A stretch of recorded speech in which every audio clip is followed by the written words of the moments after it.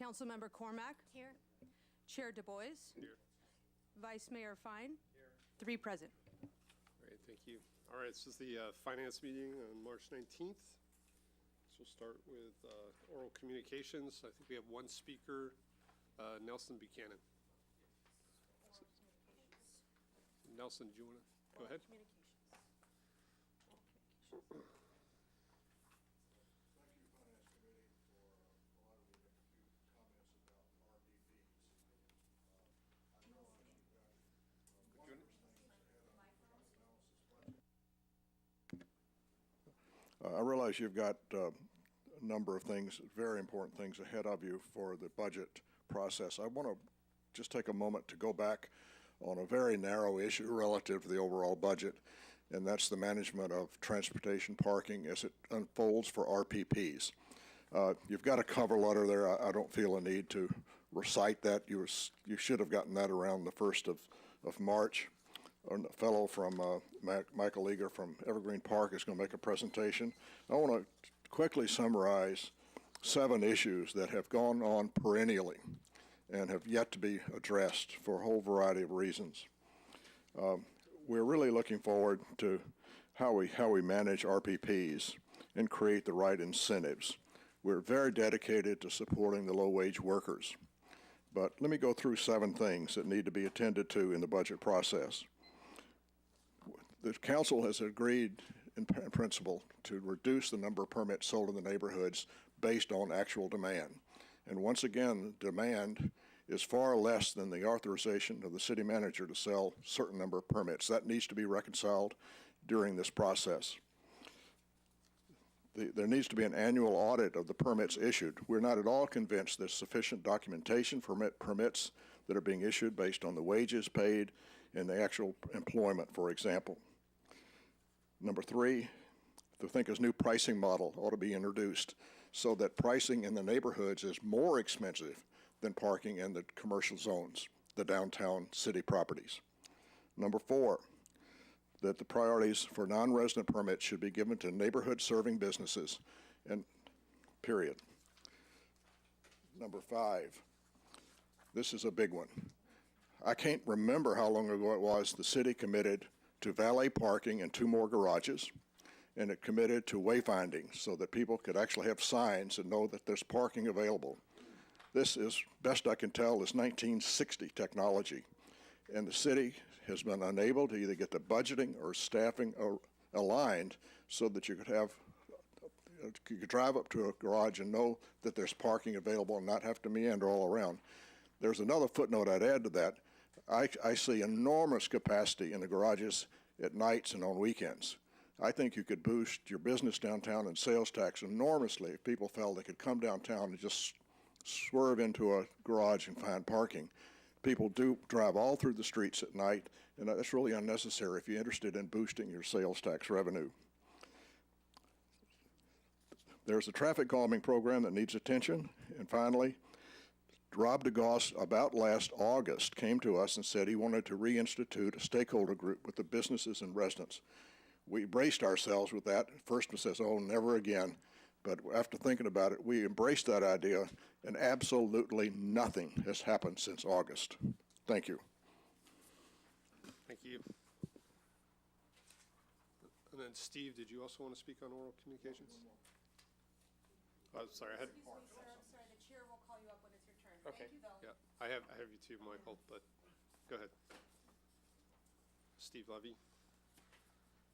So, hi, Allison and Tom and Adrian. I'm going to try and be a little bit more regular. We're all new at this, and I'm really interested in the long-term issue.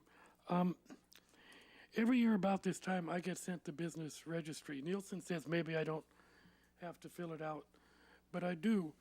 And I think the issues that I and a lot of other people face in the registry are going to come up when you do the business tax also. And I'm not arguing about the level of the fee, but right now it's not a friendly situation. We're asked, particularly small organizations are asked for way too much information that's about parking and a bunch of ancillary stuff that could be handled in a separate communication or left out. If you really want compliance, which I think is really important for a business tax or the registry, to get the information about the number of employees and the square foot and the basic stuff, you're really going to have to cut it down. It takes me an hour to fill out the business registry. They ask for your hours of work for 7 days a week, how many parking spaces each day. It's insane. I do it, because I'm compliant and the money is not a big deal. But if you're really trying to get compliance on the basic information you need to assess the number of businesses, I don't know whether it's this committee or somebody else, Kylie, but you really have to think about shortening it and making it user-friendly and reaching out. And the vendor, maybe they're better this year. They were terrible last year. Good luck. Thank you. Our third speaker, Michael Eager. Hi, my name is Michael Eager. I'm a resident of Evergreen Park. I've been involved with the residential parking permit program for quite some time. We've been working with the Downtown North people. Ours was the third, I believe, parking permit program. We want some improvements to the program. We want some improvements in efficiency that we would like to see. I don't want to go through the long letter here of all the lists, but we would like to see parking rates for residential parking, for commercial parking in the neighborhoods to be significantly higher than parking garages. Parking garages are designed for commercial activity. Neighborhoods are designed for residents. We would like to see an even pricing structure across the city for parking. It shouldn't be a different price if you're working in California Avenue or University. We'd like to see that when we have the parking garage that's being built in the California Avenue area completed, we would like to see commercial parking in the neighborhoods phased out. So those are probably our major points. We've been talking with the staff, Wayne Tanda. We'd like to improve our communication with the staff and have more regular meetings and better communication. Thank you. Thank you. All right, so that's the end of oral. We'll move on to our first action item, which is a preliminary final forecast, rate changes for wastewater and water utilities. So good evening, Chair Du Bois, Mayor Vice Mayor Fine, and Councilmember McCormick. So tonight we're going to go over the utility preliminary rate changes for the wastewater and the water utility rates. You may be asking yourself, so why are we going over these preliminaries and not just go straight to the proposals that we have in the past? And so what we found last year is that coming out of this finance group last year is that we had some questions that come up during the proposals. And so we were scrambling to come back to get onto your calendars during that busy time. And so we thought that maybe what we'll do this year is we'll bring you the preliminary rates for all our utilities first, have a discussion over those, and then if there's any changes or anything, we'll have a little bit of time to put it in for the rate proposals that will come to you at a later time frame. So tonight I have with me Jonathan Abenshine. He's the Assistant Director of the resource group that oversees our rates, and Eric Hennessy, who is our utilities rates manager. So tonight we'll have a presentation, and then feel free to ask any questions that we can answer for you. Good evening, council members. Jonathan Abenshine, Assistant Director, Utility Resource Management. One of the things I wanted to call to mention to you about our presentations tonight is the fact that since we have 3 new Finance Committee members, we have some in-depth expanded presentations that give you a lot of background on each of the utilities. We can go into as much or as little depth as you folks like tonight. I know that a couple of the council members have seen the wastewater slides, maybe not the water slides, when attending the Utility Advisory Commission earlier. So let us know what level of depth you'd like to get into, and we can accommodate. We can either hit the highlights or hit all the slides. Let's start with the highlights. You got it.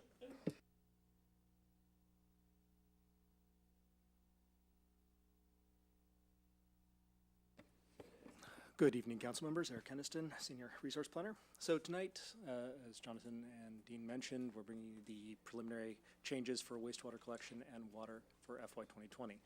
So one of the things we always, I just briefly go through the slides exactly what we just talked about. Two things that I would do want to note off of this is that we are finishing up a water and a gas cost of service study this year. So those rates are going to be all new, and taking a look at those. Next year we're going to be doing a wastewater cost of service study. So the gas and the water will be a little bit more in-depth this year because we have a new studies and proposals.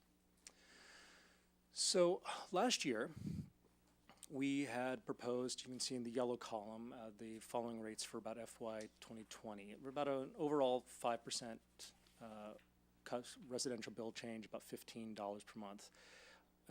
Anywhere from 3% in electric up to 12% in wastewater. But with a renewed, once we finish out the year and we take a look at where reserves are at and we take a look at what our new cost proposals are, we've come up with the following preliminary view, which was electric needed a slightly larger increase, right around 9%.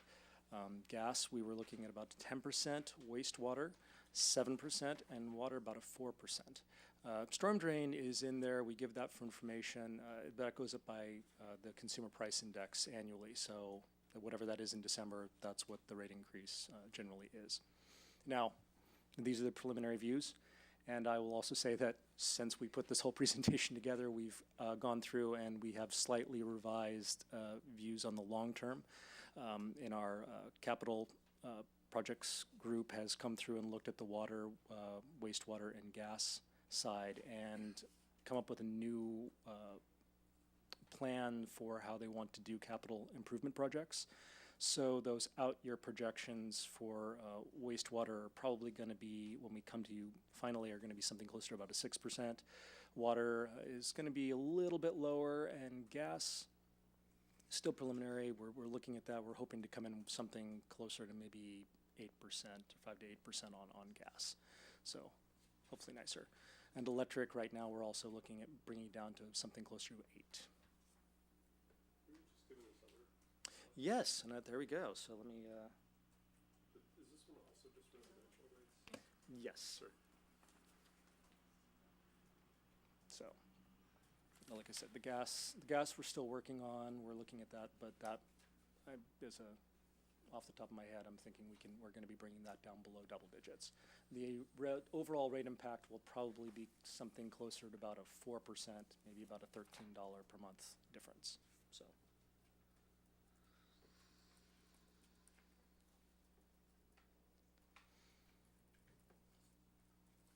So consistent with our newly approved utility strategic plan, one of the things we are looking at, and as you know, going over our CIP cycle, we're looking at cost containment and seeing what we can do to try and bring overall costs down, but also to keep rates lower, more steady. So part of this, we've been going through and presenting internally our rate proposals and seeing what the divisions can do and getting some iterative process in. That's a little bit newer from what we've done in the past. We also have ongoing management review of personnel actions and a review of regular performance metrics and expenditures.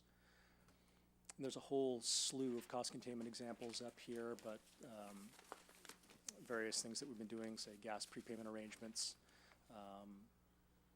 potential, so those are one of the big things that are going to save us money on gas. That's brought down, that saves us about 3 cents per month per therm on gas, so that's been quite nice. We have a lot of advocacy work that we do with on the electric side to keep transmission costs down, and et cetera, et cetera.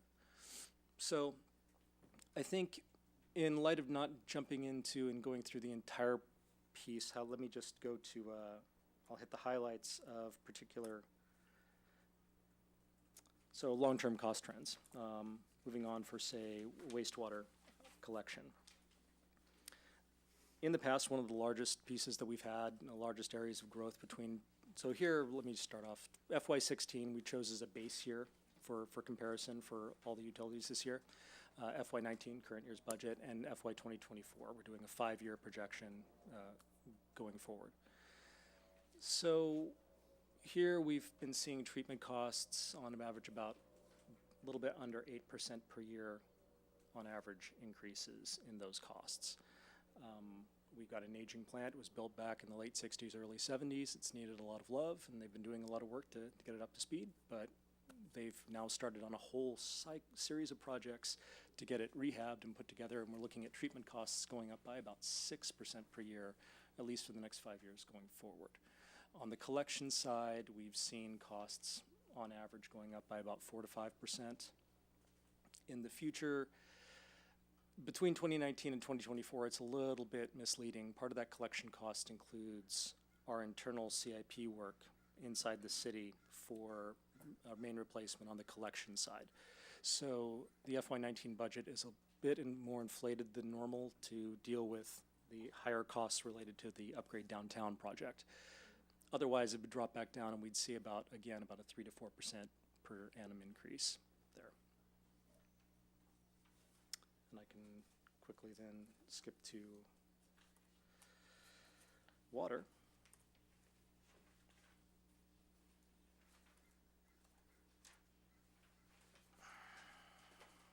If it'll let me, there we go.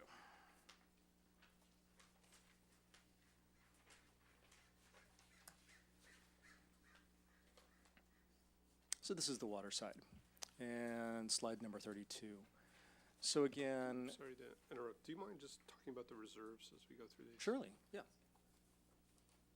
And if you guys have questions as we go. Would you like to start off with the wastewater reserves? Yeah. Let me find that slide. Thank you.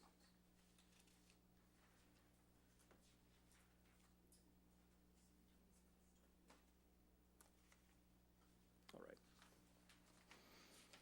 So as you can see here with the existing rate trajectory that we had, 7% and 8% going forward, we were still looking at having our reserves drop down to about minimum by fiscal year 2022.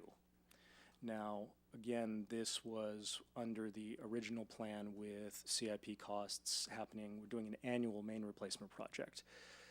With the revised CIP plan that we've got in place, it's now going to have 1 year of larger costs, and then the following year, we're not going to do a main replacement project. So what you'd see is that, in theory, that reserve line would start moving around, going up and down, but still within the boundary range.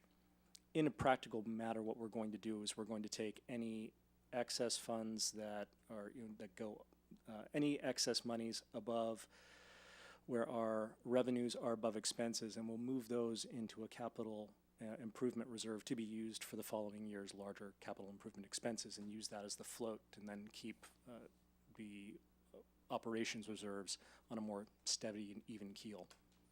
So, yes. Any question?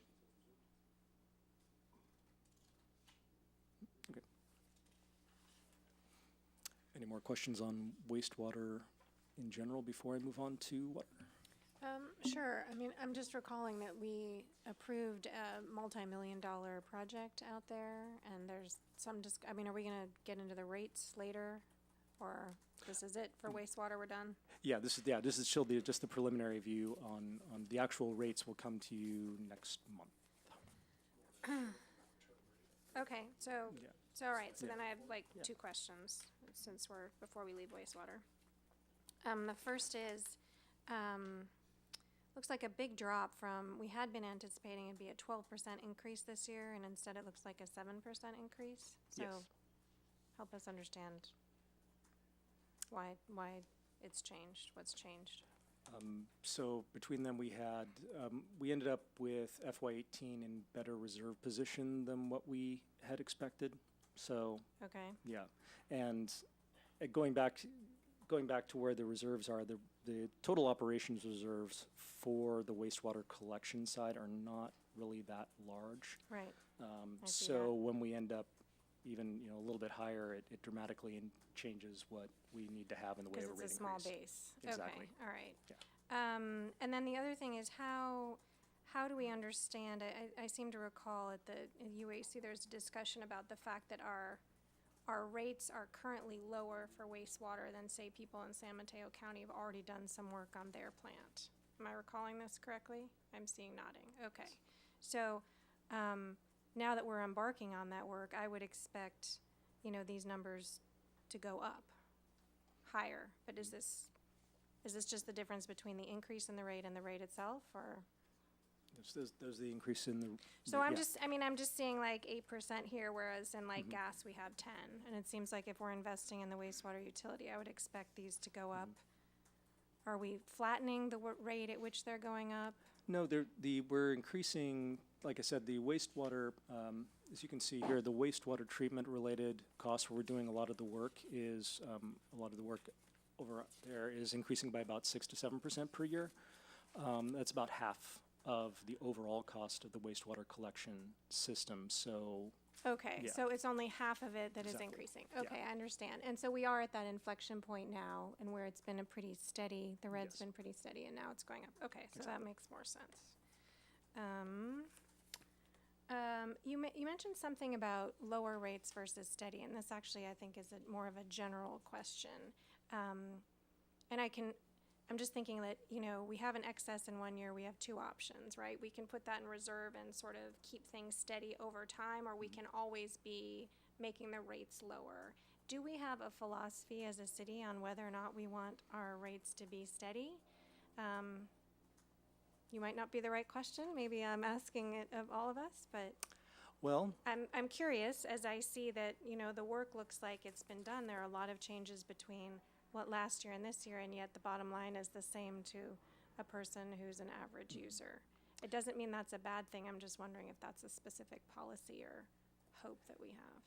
in general, I would say the past policies have been we try to try not to have too much rate change in any one given time. Okay. If I So keep the beta low. keep the bit, yeah, All keep right. it low. I think if I go to I believe I have the final wastewater collections, if you see the number here.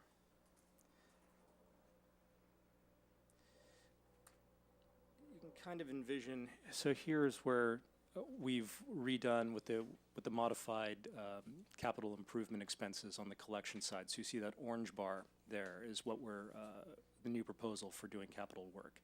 So Well, that's the every other year. That's on the every other mains. year. So you'll see Okay. you'll have 1 year where overall expenses are lower, another one Okay. where they're tremendously higher. Okay. I could try to yo-yo the rates. No, but yeah. no, that's super helpful, and Yeah. it's nice to have an example there. It Yeah. sounds like implicitly that's what we're looking for. Yeah. I'm not disagreeing with it. Yeah, I we're- just want to understand, because sometimes people ask, like, if there was an overage, why aren't we, giving that back to the people who are Mm-hmm. paying for it? And if you think about what we went through with the refuse collection, it's implicit, but I think it's a good thing if we can articulate it. Okay. And in any year where we actually end up with reserves higher than expected, then yes, we lower the future rate increases, et cetera. So, and also, but conversely, if we end up with higher expenses, that drives up future rates, so. Okay. And then I see that there's information on underground construction costs that sort of cross all the utilities. Is that something we should talk about now or later? Or? We can talk about it as a generality. Thank you. Good, you know the numbers. I'm just, what slide is it? So You're y- expecting an Oscar? Yes. But yeah, this graph it applies to all utilities. In fact, all 4 of them are on there, but it shows how replacement costs have gone way up just in the last several years. And this is the fact that we're seeing across. Yeah, everything. no, I mean, Yeah. you can just draw the line, Yeah. up and to the right. I guess what I'm curious about is this the same pattern we're seeing with construction costs in general, or is this specific to doing things underground? Is there some change in doing underground work wouldn't be apparent to your average person walking down the street? now we'll hear from the supporting actor. Yeah, so anecdotally, yes, we're seeing these sorts of increases across the board in Okay. public construction, not just underground. Okay, great, that's helpful. That's all I have on wastewater. Let me ask a question. It's kind of similar, I think, to what Allison get, and maybe it sounds silly, but, why do expenses kind of tend to go up every year mainly because of infrastructure costs, capital costs? I mean, it's not like we're getting better technology or getting more efficient and driving costs down year over year. No, the costs, I mean, inflationary costs impact, we get fewer bids coming in on, and they tend to be higher. It's just the way that. That's mainly for the infrastructure Yes, itself, like the yeah. actual processes that we're doing, or like the cost of chemicals or whatever we use. Is that also a factor that goes up every year? Or? Well, so yeah, there are operational costs that go up every year. We try and blunt that annual increase. Some of the items we talked about in cost containment, the rates have actually controlled costs a little bit. So rates are going up, but they would be going up higher if we weren't able to achieve those efficiencies in our operations and our supply. And I think just broadly, what we're facing is what the rest of the nation is facing. It's infrastructure that was built 100 years ago, 50 years ago, depending on the lifetime of the asset, is turning over, and it's happening both inside Palo Alto and outside Palo Alto. Our water supply system, our treatment system, the gas supply system, the electric transmission system, and all of the associated items within Palo Alto, they just all need replacing. They're hitting their end of life, and so there was a long period after we built and paid off these assets where we enjoyed low rates because we didn't have to pay to replace. They're long-lived assets, 80 years. When you pay off the debt within 30, you're sitting there for 50 years without having to make payments on the asset. Now we're replacing, and so costs are going up steadily and will eventually level off. And kind of a more general question too. I mean, are you guys comfortable that the reserves are enough to pay for this future infrastructure? Yes, I mean, that's what with these rate increases, we're trying to gear it to where we can grow them and put them in with, yes, I guess is in short. I mean, I know that's the purpose of the reserve. Yeah. And it's kind of the time frame you look at it, right? Like if we had saved money during those 50 years, we could have really smoothed things out, right? Yeah. So it's just a question of kind of what's your time frame. And Yeah. The choices might have been made at one point in time not to do rate increases and to draw down reserves, but so. And are there any other like big ideas for cost containment that you guys don't put on here that?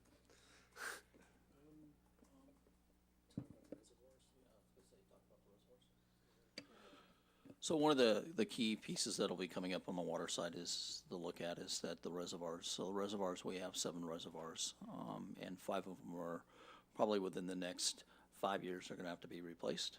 So we have, they're about 60 years old at this period of time. We've rehabbed them as much as we could from an inside without the replacement cost.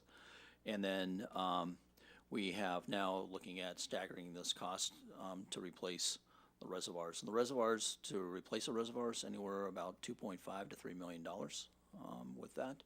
And like I said, there's 5 of them that need to be replaced. And so we've looked at the rates going forward and what that cost is going to go so that we can smooth it out so that we don't have high peaks.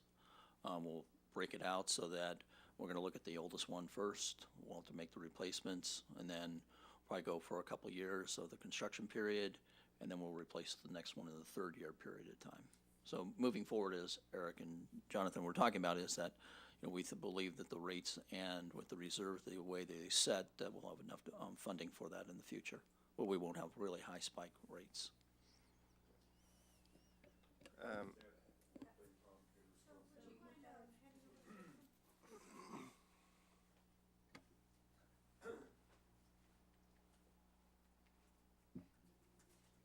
Phil Volvel, Public Works, representing sort of our treatment plant, the 6-agency consortium.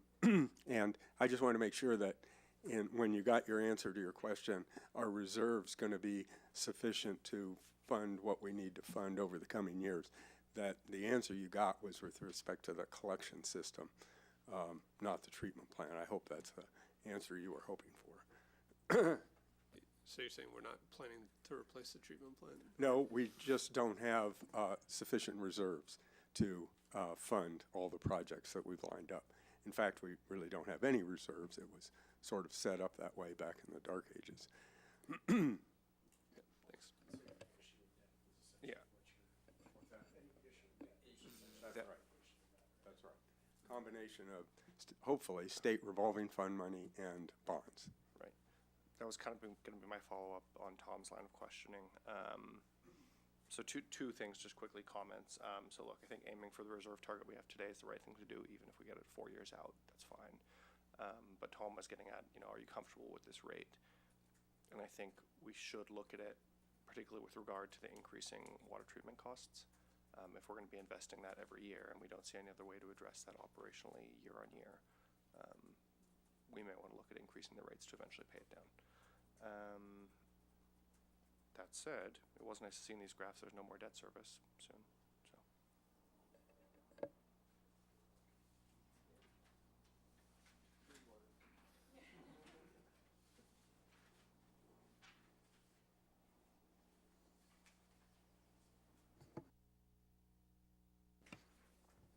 So moving on to water long-term costs. In the past, one of the largest rates of change that we've seen has been in the supply costs from the SFPUC. They've, on average, been increasing at a little bit under 9% per year. One of the, I guess, I want to call the silver linings of the drought, when the SFPUC was budgeting how much that their overall sales would be, they estimated much lower. And because water districts, all of us, ended up using more water and sold more water to them, their revenues were higher, and they ended up with a balancing account fund, which we have been benefiting from for the last couple of years and are projected to benefit from for the next 2 years or so. So our supply costs are not planning on increasing till maybe about 2023, maybe 2022. We'll see how that goes. But over, yes. Your supply costs measured on what? Like on how do we measure? Like what's the unit that we use with water? For water, we measure on per 100 cubic feet. Okay. So, yeah. So currently they charge us, and we charge $4.10 per CCF. And this chart here shows, the blue line shows where we're at today and where we're projected at being going into the future. So after 2022, when the balancing account is projected to let out, rates are projected to increase significantly and then going on into the future. If we didn't have the balancing account, that red dotted line is where rates could be today. So that's yeah. So I will. So why are the cost increases going on? The water system improvement project that they have got, the $4 billion project to improve the line coming down from the Hetch Hetchy Reservoir and coming mainly through the fault lines through Hayward. And they're about 95% complete on that project.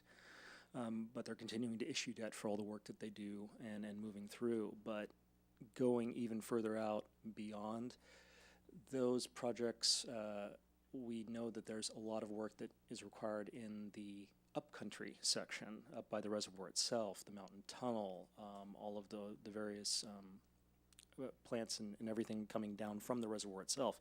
So just because they finish the water system improvement project up there doesn't mean that the CIP train will end, and they've got a long road of costs ahead of them on that. So we don't, at this point in time, project that the rates are going to be coming down from the SFPU side.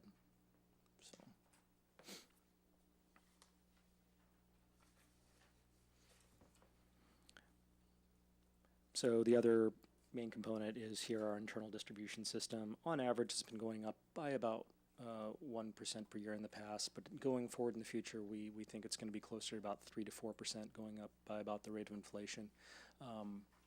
So There again, we're looking at having higher capital improvement costs, salary benefit expenses, etc. So Is that in a specific area of the city or just system-wide? that's system-wide. Yes.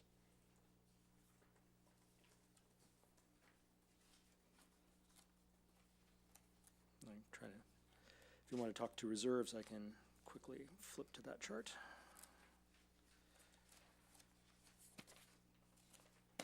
It is. I don't have the reserve chart in this one. Okay. Slide 52. Oh, thank you.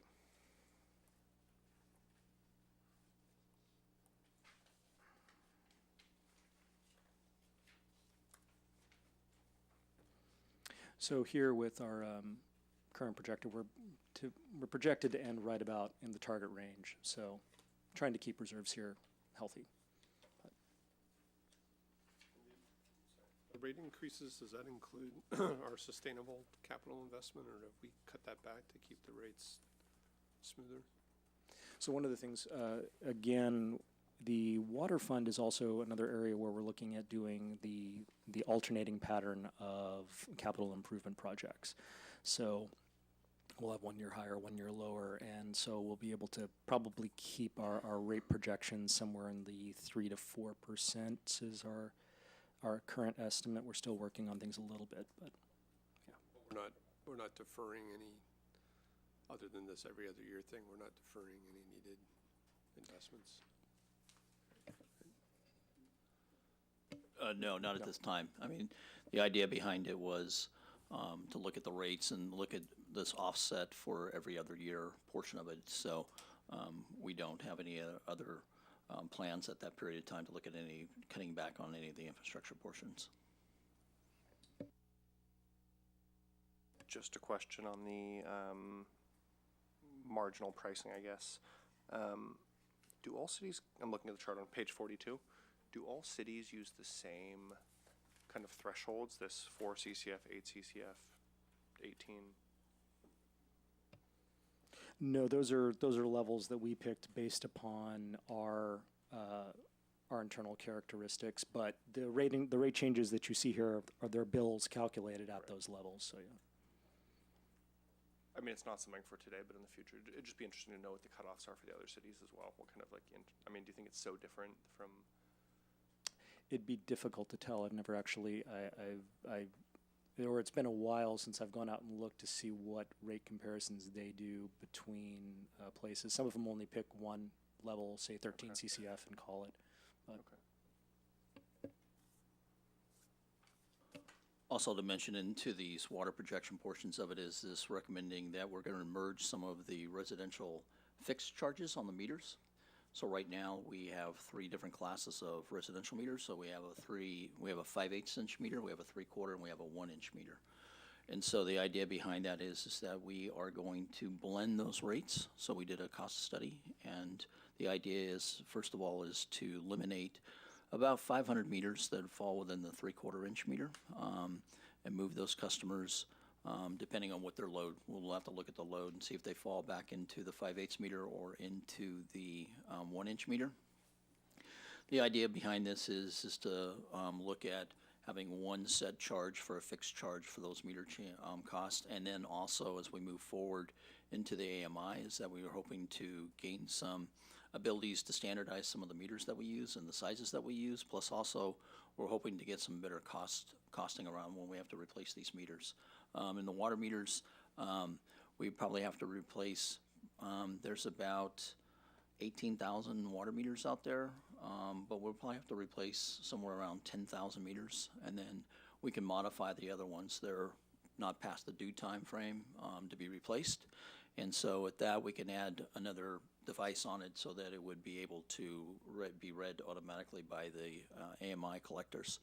So the idea behind this is to hopefully we can get some better funding cost when we have to start buying and purchasing some of these water meters. Okay, I'm just gonna ask a little bit about that. So it sounds like a simplification strategy where currently you have 3 different types of meters and you're trying to just narrow it down because, why? So we think that, again, is that there's going to be some cost comparisons that we can do on when we have to start buying the large amount of water meters. Because, like I said, we have to replace probably about half or maybe 10,000 of these meters in the first place. So as we move forward, we're hoping that we can get we'll standardize the size of the meter, the manufacturer that we go with, so that we don't have all this mishmash of water meters that we have out there. And then also... That's the technical term, right? Mishmash? Yeah, exactly. And then also is to look at standardizing, the sizes that we use, so Okay, that we so- don't have so many out there. I'm going to translate that. So we're going to spend some money now to make it easier to maintain what we have and cheaper to buy in the future. Yes, Okay, and we have to replace. right. Right. So the issue that's going to happen around this, though, is that we're going to find that the majority of our meters in our residents fall within the 5/8, and they will see an increase to their fixed charges of about $1.80 a month. Because what we did was, when we looked at the cost of study, the 1-inch meters are more costly now, today, of about the tune, about $36. And so they will drop down to $20 in this range. And then, like I said, we're going to look at getting rid of the 3/4-inch meters totally. So there's about 500 customers within that range. And they'll have to fall within the 1-inch or the 5/8 size, depending on what their load is. And so we will average, when we did this, we looked at this average of about $20 fixed charge for any meter within that size of a 5/8 to a 1-inch meter. Okay, so your communications person should spend a little time making sure we, have a simplified way to explain that to someone who's just getting their bill and sees something different. Yes, Yeah, correct. great. So while we're on this topic, so again, when we go through this, it's just residential, right? Why do we not look at commercial at the same time? Commercial or residential is usually the primary audience. We do have other, we do put together a separate discussion point for just the commercial customers. Being as residential are the majority of the set out there, that's where we sort of coach these discussions. But when we go out for outreach, we put together specific target points for the commercial sector. When we do cost of service studies, for instance, it's possible that residents might see, say, a 5% increase, and commercial customers on, say, an E2 schedule might see only need for a 4% rate increase, or 3%, or maybe something even higher. So it depends on how the studies flesh out, but we put that more in a targeted to them because it's just a smaller segment set. So is it generally cheaper for a commercial user, even if on a per unit basis, even if they're using a larger volume? Or, I mean, why are the rates different? Like, why don't they just go up the same? So depending on the utility, it's a function of how much they use, of how much each customer group uses in relative proportion to each other, how much of the distribution system is there for them. Whether it's cheaper or more expensive differs depending on the utility. So there's no hard and fast rule on that. But I guess, does it have some basis, or is it just kind of tradition? Or Oh no, I mean, whenever we do customer allocations, we do a thorough cost of service study to analyze all of those factors within the system. Why do we have different classes, I guess, of users? Like, why not have one price structure for every user? Usually because they're not homogeneous groups. So say, for instance, you could try and lump. We did look, actually, when we did the gas cost of service study to see, did it make any sense to lump together the G2, the smaller commercial customers versus the very large commercial customers, and there was just enough of a disparity between the two of them in the way of their usage patterns that didn't make sense to do that. So then getting back to kind of this idea of fixed meters, I mean, have we had any discussion about just fundamentally changing the way we bill? Like, I know a lot of cities are moving to like budget-based billing for water. Do we just kind of roll the meter cost into the bill and try to have incentives for conservation? I think even in places where they have budget-based billing, there's still a monthly customer charge in play. You might end up with, what you end up there usually is different. Your first tier size will be different depending on each customer based upon certain characteristics, how many people are in the home, size, landscape area. And it is something we're actually putting together. We had our consultant put together a sort of a survey of other agencies that are doing it.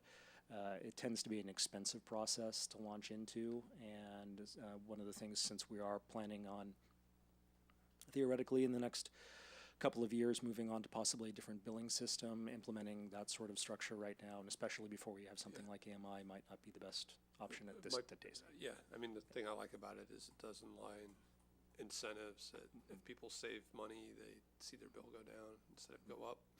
Yeah, And if we are going to switch to a new billing system, I would hope we'd really look at it, and so maybe we could be ready then.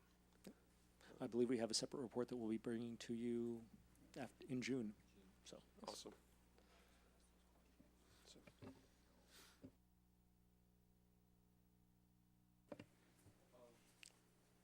So just taking it up a level, I think, again, the policy has been that we want to be at or below kind of competitive cities or nearby cities.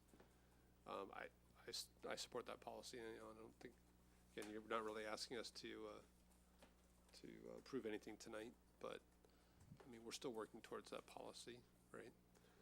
I guess one question I have is, you know, when we do look at neighboring cities, like I said, we saw the San Mateo cities, Menlo Park, Redwood City kind of have high rates. Are we just comparing on, I guess, maybe it's the same thing, an average rate, or are we looking at like a per capita cost? Like, do we weight these averages based on the size of the cities? So we chose these cities, the most of them, because they are like Redwood City, Menlo Park. They're also use the SFPUC water system. Others we base, like say Hayward is, I believe, also SFPUC, but also similar size water system. Santa Clara we throw in there because it's another municipal agency down south. They use Santa Clara Valley water. But also reservoir style. So we choose kind of a range to get a different feel. I guess what I'm saying is, like, if you take Mountain View and Santa Clara, which are larger than Menlo Park, Redwood City, on average, we could be kind of way above what most people are paying if you look at it by person instead of by city. Yeah, we haven't done a per capita breakdown, but yeah. So the comparisons are just purely based on the rates. So whatever, On a city. for a certain amount of water, or a certain, or based on flat sewer charges, this is what somebody pays in Palo Alto versus what they would pay in Menlo Park. And innately, they're adjusted for the characteristics of the territory they're in. So I guess they my might point have a is lower right. overall cost. And Right. so each individual consumer pays either a little bit more or a little bit less, just depending on the cost characteristics of that. Okay, I was just trying to that understand. My agency. point is, we could So say they're we're normalized. competitive with cities, but millions of people could be paying less because some of those cities are larger, you know, that. Right. Well, it's because they're using less water then. Or they're not on Hetch Hetchy or whatever. I think that's the key is that we look at the Hetch Hetchy system portion of it from the city standpoint, but they may be like Santa Clara's usually does a lot of groundwater pumping portion of it, where we don't. They're not on, they don't have a system like we have, so their costs are going to be a little bit lower than what we would have. These characteristics are hard to capture in a rate study, but we have captured in the past in a benchmarking analysis, and we're looking at trying to do one of those this summer if we can get the staff time set aside for it. So Just for Stay water tuned. or for everything? we're going to start with water. It's hard to do more than one in a year. These things take 3 to 6 months to pull together. How should we think of the kind of CPI for utilities and kind of the national benchmark? Is that, so, I mean, the Bay Area benchmark seems like it would be applicable. Are there reasons like the national averages aren't particularly applicable? Or? Slide 46. Yes. So, yeah, this Yeah, I mean, the annual CPI on average has been about 3%. The CPI for water, wastewater on a national basis is 4%. We don't have a finer breakdown regionally, but you can see even there Yeah, we're significantly higher, right? So like, no, we're actually lower. oh, We're I'm sorry, lower. are we Yeah. Higher than the national. Higher than national average, but lower than comparison cities. no, that's what Yeah. I'm saying, higher than national, higher than the Bay Area. Mhm.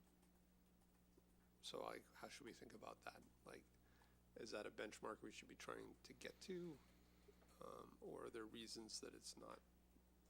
Maybe over a valid. long run average, it might be something to aim for, but once we want to make sure our whole system is up to par after we've finished doing a full Yeah. renovation of. So this could say that maybe nationally there are a lot of very old systems out there and people aren't, Mhm.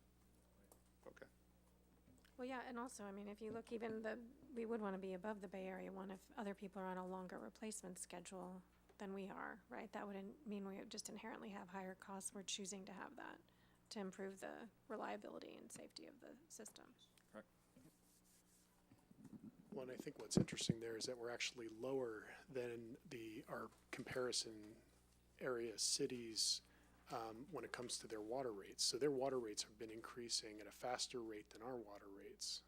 And so that's a reward for early investment. In other words, these other systems are starting to run into the point where they need to raise their investment levels. And since we've already done that, now they're starting to catch up with us bit by bit.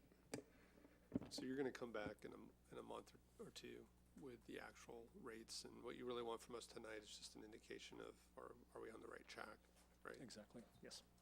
Yeah, so do you guys have comments? No, I think what they really want from us is to be sure we're up to speed. Well, if we wanna request changes, now is the time to do it, rather than a month from now. So I think Allison's saying is they want us to be up to speed. I'd say in other ways, want us to be prepared for passing on these fairly high numbers to our residents. Councilmember Cormack earlier mentioned, making sure the communications plan is up to snuff with the meters, and you'd have it in your first slide. So when you bring this back, it would be helpful to just see what that looks like. Because we're looking at, 5 to 10% across the board. If I just can expand on that, Vice Mayor Fine, I think there's also a difference between explaining a rate increase and explaining just the overall price that we pay. And I think sometimes they're conflated, but I think they're actually both important. It always helps to have a reminder of the benefits of having our own utilities and things that make us different, whether it's Hetch Hetchy water or the replacement. I personally have certainly learned a great deal in seeing the difference between, with wastewater, like collections versus treatment, with water supply versus distribution. Like, those are things I didn't personally understand beforehand. And so I think the pie charts are helpful. You can certainly imagine. Sorry, I'm going to go off on interactive tools again. I'm not suggesting this. I'm just brainstorming about ways to help people understand and be like, okay, your water costs are what, $75. Click on this. Well, here's how much of it is paying for the water, and here's how much of it is paying for, the collection part. Something like that. However it is that your talented people come up with it. I think if we just focus on the drivers for the rate increase, we'll miss an opportunity to explain to people, A, the overall benefits, and B, the fundamental, underlying costs. And I'm not disagreeing with you, but again, I think that's fundamentally why our policy has been to be below neighboring cities.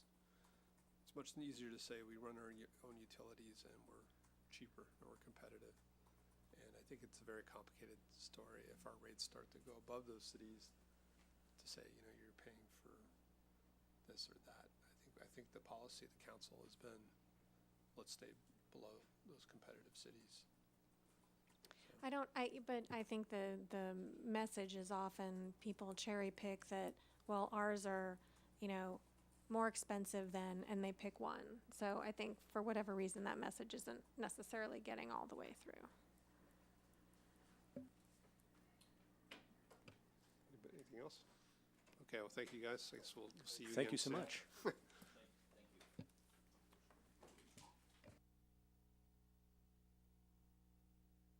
All right, so we're going to move on to item number 2, which is approval of a work plan to address the city council priority of fiscal sustainability.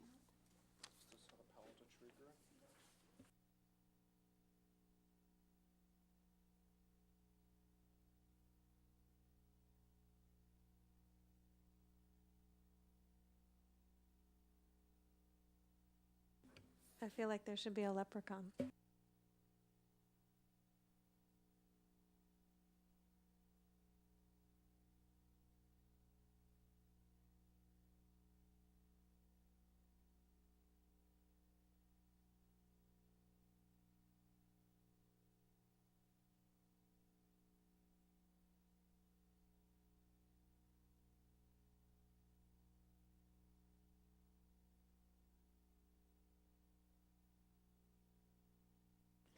So we do have a member of the public, so why don't you go ahead, maybe present, we'll hold our questions, and then we'll hear from the public.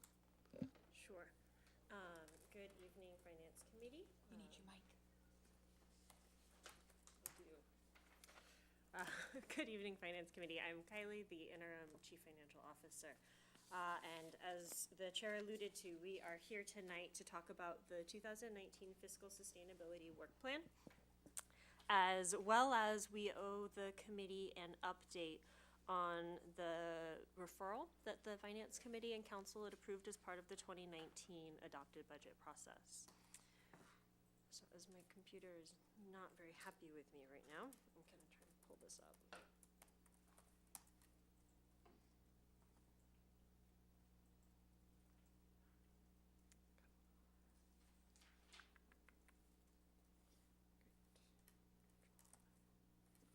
I think I succeeded. Did I succeed?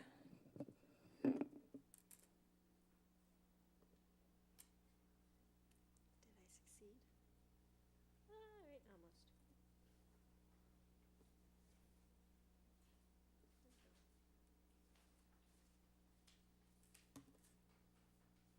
Okay, there we go. Apologies for the delay.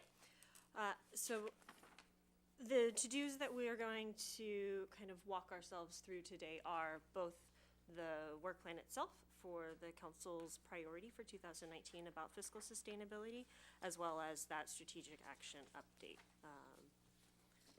First things first. So staff took a stab at identifying or defining rather what fiscal sustainability means. There was a lot of discussion at the public priority setting session with the council back in February.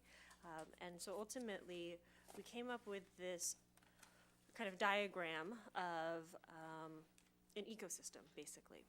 So fiscal sustainability is when this ecosystem is balanced long-term, right? We are a service-driven organization, and so it's critical that we obviously maintain our services to the community and to those that are contributing or using their services. And then in order to do that, though, we have resources as well as the cost of doing business. And as typically one would see perhaps revenue and expenses down there, but we chose these words because it's not just revenues and expenses. On the expense side, if you think of your personnel, they are also a resource. They are a significant resource, frankly. You wouldn't be able to deliver the services to the community without those resources. So human capital is both a cost as well as a resource to the organization. Other resources could be your economic base. We here in Palo Alto continue to talk about what a diverse ecosystem that we have as from an economic standpoint and what drives that. And so kind of looking at that as a resource and both sustaining ourselves from a financial perspective, but also the community environment that we have here. And so this is our attempt at defining what fiscal sustainability, which then leads into how do we achieve / maintain it. You have a question? Do you want, what is our action with respect to this? Do you want help with the definition or? Let's try to get through it and then have the public speak, and then we can come back for questions. Okay. I just wasn't sure because there's a couple items sort of embedded in this. There are. Okay. And ultimately, just to kind of take a step back, what staff is looking for from the committee tonight is to actually review this work plan with us and ultimately refine it so that the Finance Committee, along with staff, can bring forward that refined work plan to the full council for action on what the 2019 work plan for fiscal sustainability would be. No action specifically is requested from the committee at this time on the $4 million budget referral. It's more of an update to the committee, as these two go really hand in hand, frankly. That $4 million referral is a component of the fiscal sustainability work plan. So that one's just information, but we are looking for a recommended final work plan to bring to the council for their consideration. Cool. So the next few slides are basically just looking at what's already in the, in the report itself. So we broke the work plan up into 3 components. The first being activities that the council has already approved and provided direction to staff to complete. There are also items that are resourced, meaning you already have staff working on them, or you have contractors that are working on it and the like. So these are your typical things like our 5-year financial planning. So both from a general fund perspective as well as the rates that we were just talking about from the utility side of things. It's the annual budget process, right? The committee will be hearing the budget work in May of this year, trying to balance the 2020 budget and beyond. It's the other normal activities such as the IBRIC recommendations and coming due on our 2014 council-approved infrastructure plan. The most notable one on this plan of what's already been approved and resourced is probably item F, the services portfolio. This is that strategic action plan component that both Finance Committee and City Council provided direction for back in December, and we've been using in-house staff and just rededicating them towards these efforts. So ultimately, this work plan really reflects a range of policy actions, process improvements, and service model shifts with the intent of either reducing costs, mitigating future costs, so we may not be reducing costs, but we are holding in abeyance growth rates, adding resources where necessary, as well as trying to more effectively use our existing resources, all in the vein of trying to maintain our services to the public. So the second bucket is are those work plan items that the council has essentially provided direction to staff on, but they aren't necessarily resourced yet. So, you know, if obviously we've had plenty of discussions about the pension policy and what we're doing, and although we have made incremental progress on these things, we haven't necessarily finalized them or completed them. And on this slide in particular is really kind of the inflection point of one of the things that hopefully we can talk about tonight together is we find ourselves actually seeing this work plan and the elements contained in it as a near-term analogy, right, in the sense of the fiscal sustainability ecosystem. In order to accomplish these new elements on this work plan, we do need to look at maintaining that balance. And so how are we going to resource these items? Is it going to be staff? Is it going to be and reallocating existing staff? Would it be new staffing? Would it be consultants? Reprioritizing or changing and thinking how we do business to create that capacity. Obviously, you know, there's a finite number of hours in every day, although we try and push those limits. That system only works for so long. So as we move on in this work plan, and I would go so far as to say this will be consistent in all the other council work plans that will be coming forward as part of this effort for the 2019 priorities, we will need to look at how are we going to resource the newer initiatives. So the final slide of the actual work plan itself is looking at the new activities. So looking at the priorities, looking at what it means to achieve fiscal sustainability, work plan items or elements, I guess K through N, are new potential work plans or activities that are not only not necessarily directed by council, but they are also not resourced. So staff was proposing these as concepts and looking for feedback from the committee on whether or not these are where we want to dedicate our resources over the coming year. To go into a little bit more detail on these, formal budget policy to guide annual financial planning. This can mean anything from the basics, meaning if you're going to bring forward something that costs higher than what was anticipated, what's the offset for that? So isolated within your actual process, or oftentimes when we provide direction for departments on developing their budget proposals, we say, great, net neutral. What net neutral means to us is, okay, if you need to add for a program, to the right, then how can you reprioritize your existing workload, and what would you recommend we either change the model of, reallocate, or reprioritize in order to accomplish this higher priority goal? So we could codify that basically. Other ways to look at this is actually broadening it beyond just your annual budget and financial planning, in that we are taking on a number of new initiatives across this organization, like Cubberly. Cubberly is a huge investment of time and resources in trying to come up with what we want to do with that asset in the future. And working into, or rather requiring, when we go down these endeavors, fiscal kind of business model of where do we want our relationship to go financially? What does it look like? Do we want to subsidize? Do we not want to subsidize? If we want to subsidize, how much do we want to subsidize? And I think the goal with K is not to identify what those boundaries are, but to identify, kind of embed in our processes a requirement that this kind of analysis is brought forward in tandem with the development of these. Another good example would be our CIPs. We're very quick to add new capital improvement projects, but we don't necessarily always, when we add them, identify what the ongoing costs are once those assets go live.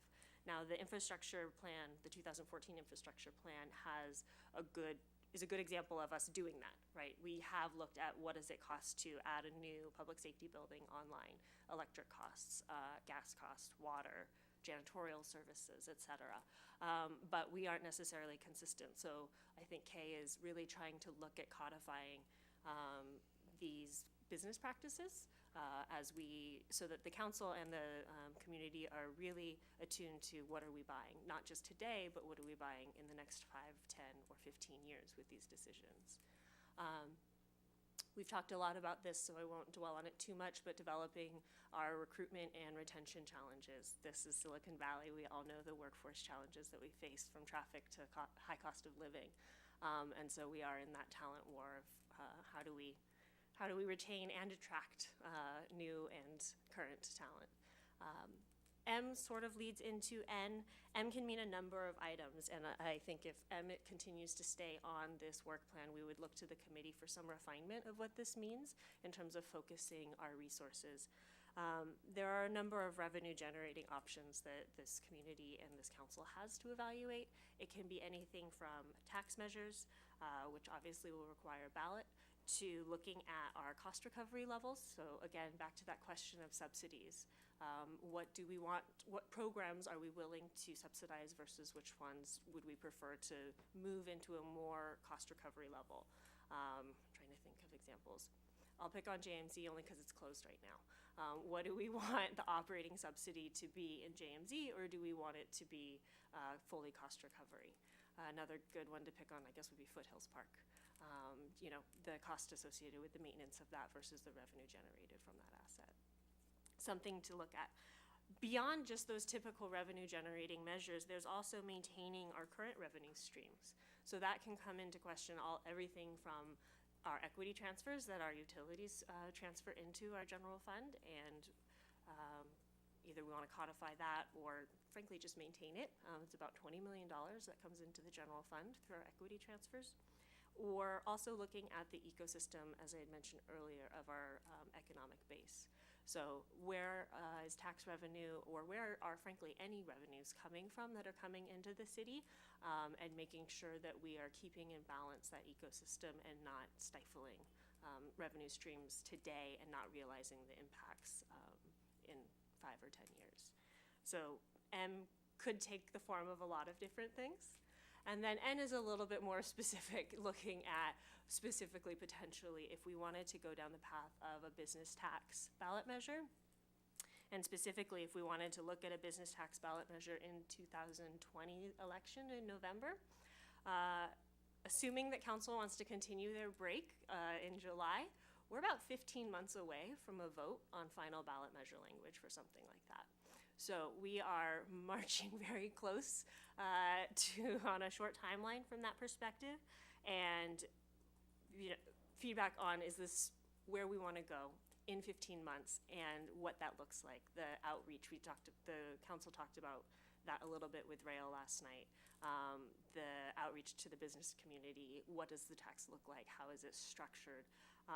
And all of that will take time, frankly, and a lot of resources associated with figuring out what kind of tax or program we would want.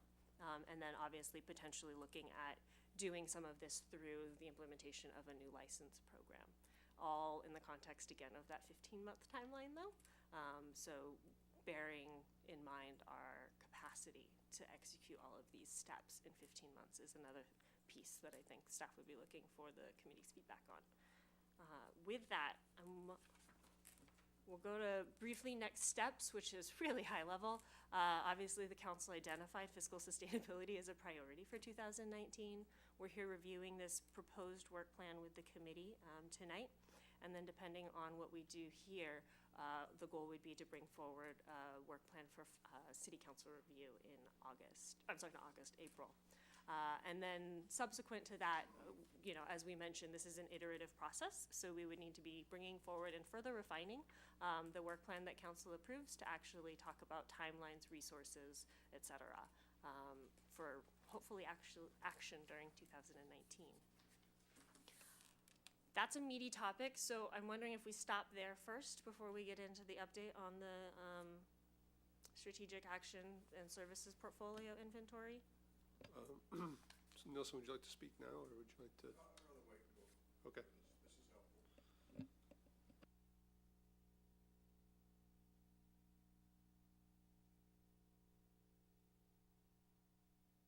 Let's just go ahead and continue. You want to keep going? Yeah. Okay. Okay.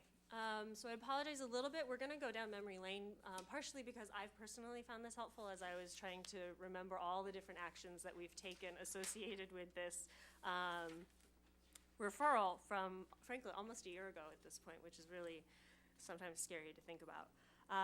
So back in June of 2018, this referral came to staff of discussing $4 million in structural general fund implications, as well as not just general fund, but rolling it out beyond that. Staff brought forward 2 work plans back in the fall of 2018. One was called the Immediate Action Plan, and one was the Strategic Action Plan. Council approved that work plan, or those 2 work plans, I'm sorry, back in October of 2018, and provided the following direction at that October meeting. A through D. I'm happy to report we've actually dealt with 2 of the 4, and the other 2 are actively being worked on or proposed to being worked on today with the committee as part of either the work plan or future work plan items. So we have, as the committee knows, financially started to assume the 6.2% discount rate, not only in the general fund, but we have been doing this across all funds. So for example, when utilities is providing these rate forecasts, they too are modeling their salaries and benefits assuming this 6.2% normal cost rate. So we are doing that across the board. Back in December, the council actually approved a $4 million transfer, investment, contribution to the 115 Trust Fund from the general fund, and as part of the 2020 budget, staff had said that we'll come back to make it even across all funds, so not just general fund, but the enterprise and non-general fund funds as well. And so what we're going to focus on tonight is actually B, the strategic action plan, and where we're at with that. Sorry, so then D is like some other letter that's on the 3rd page, right? So D, yes. D was sort of that first bullet on the 3rd page? Correct, exactly. D would be part of that work plan. I think it was item K of the actual sustainability work plan. Yep, thank you, I missed that. So just to remind ourselves, why are we here? The whole impetus for the $4 million referral that was a year ago, and why we're looking at fiscal sustainability, and why we're embarking on things like the services portfolio or inventory. I'll probably start calling it services inventory at this point. We really are trying to be proactive in the planning. and prevent things like crowd out of services that other jurisdictions have seen when they need to make drastic changes from a financial perspective. We have the luxury of time right now, knock on wood, where we can look at and evaluate and plan in a really thoughtful manner, frankly, where we want to go as an organization. Obviously, we live in the valley, so rising costs, not only in terms of retaining and attracting talent, but just the cost of doing business, as other companies are struggling with those same issues. So we see things like our contracts going up, our construction costs are going up, and so all of those things fuel how do we balance the financial side of things with the services that we're delivering. And lastly, frankly, a lot of this is about transparency. And so part of the whole point of the services inventory is to go beyond the annual budget process that we look at once a year in May, and really create something that's an evergreen project that we can do every once in a while and is a helpful tool for us to relook at how we allocate our resources, the services that we provide to the community, and to tell our story perhaps in a more effective way than a 1,000-page really big document that I think the budget team and the finance committee are the only ones that might read. And a few community members, yes. So with that, staff provided an at-place memo to the committee this evening, which is really brief and 100% a work in progress, but it is a table, basically. What we wanted to do tonight was kind of brief the committee on pick one department and kind of go over the work that's been going on. This is one example. We've been doing this across the entire organization. So the At Places handout is really the kind of technical side, and whether you believe it or not, there's other backup worksheets to this, but this is the summarized technical version that all departments have been working on filling out basically since the October direction. We've identified over 120 programs. We've allocated nearly all of we have about 1,100 employees, if you include part-time as well, and just around $700,000 worth of annual budget. I'm sorry, $700 million worth of annual budget across all of these programs. And so the tabular format is in the handout, and we were gonna look at some graphical representations of this data on the slides. To briefly orient you to the handout, it's very data heavy. You start with your department, you have the program or line of service that they're trying to articulate, a brief description and outcome associated with that, all funds, revenues, and expenses, as well as the FTE. Know that FTE is both full-time and part-time FTE, but these are authorized FTE. So when you hear us use things like temporary overstrength staffing, those would not be accounted for in these figures. Cost recovery, that's math, just revenues versus expenses. In the return on investment column, we're trying to work on identifying what do these dollars and cents do and go towards. So in library, for example, the first one is business operations. So that's your typical just contract services. I have a facility, I need to keep the doors open, I need to do the budget, I need to coordinate library hours and staffing and all that other stuff. But having that business operations team allows us to provide over 13,000 hours of library services and are open 7 days a week at 5 different locations. And so the return on investment column is really trying to articulate the value add that these services or these resources, frankly, are providing to the community. Program revenue and resources, this is trying to articulate any revenues that are not readily apparent out of this kind of chart format, as well as any resources that are either leveraged or allocated to the specific program that's being lined out. A good example that we've seen in CSD is they leverage thousands of volunteer hours. So from a programmatic perspective, they're working on allocating out how many volunteer hours they're leveraging as part of certain lines of business. Program mandate, these are things like our Muni Code, our comp plan, federal law, state law. So what are we legally mandated to do? Or perhaps we're not legally mandated to do, and that's okay. It's just a data point for us to have. And lastly, does the line of service fall into a specific council priority? So obviously, given the current priorities, not a lot of these services are going to fall because rail is going to be an isolated program, right? So access to collections is not going to fall under rail. But what's really been informative about this whole endeavor is looking at all the services, all the inventory of things that the community benefits from, that the city continues to offer while still maintaining those high-profile council priorities on an annual basis. So that's just really just, because for those who really like the details, but all of these graphs that I'm about to show you are from this exact data set. They just tell different stories and are just different visual ways to interpret what we're seeing here in the detailed table format. So So, is this the format then that we might see the budget in at this level of detail, or no? No. This is some other exercise? Correct. Okay. We've been running these exercises in parallel this year. So the whole team, the budget office, as well as the analytical staff and departments, are essentially running on parallel tracks. They are really fans of me this year. More train metaphors. Yes. They are working on pulling this type of service level or programmatic level data together. And they're using 2019 adopted budget, since that is a static data set, frankly, and is necessary to complete something like this, all while they're working on balancing and developing their 2020 budget that the Finance Committee will review this May. And if I could just add to that distinction, one example of how that might shape up as a difference is the budget document goes into department and then division and line item costs.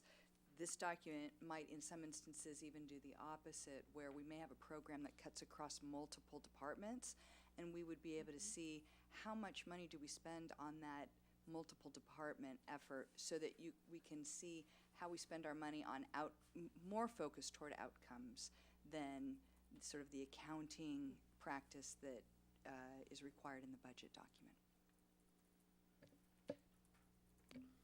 I'll just say it's a little bit easier to understand for someone who sat through the finance hearings last year. It was a little hard sometimes to understand exactly what those people were doing if you didn't know the name of the division.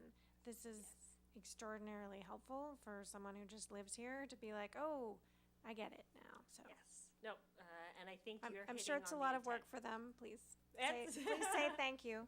Of course, thank you. And No, I just wondered if you're almost done. almost done. Okay, so just looking at this, obviously it is the intent is to make it more digestible than our typical annual budgets. And so this first look is all of these individual programs, but we're looking actually at the total expense in the blue line versus the revenue. So this looks at whether a program is cost recovery or revenue generating. We chose library because no one can dislike library services. We all love them. We all want more hours. So that's why we're using them.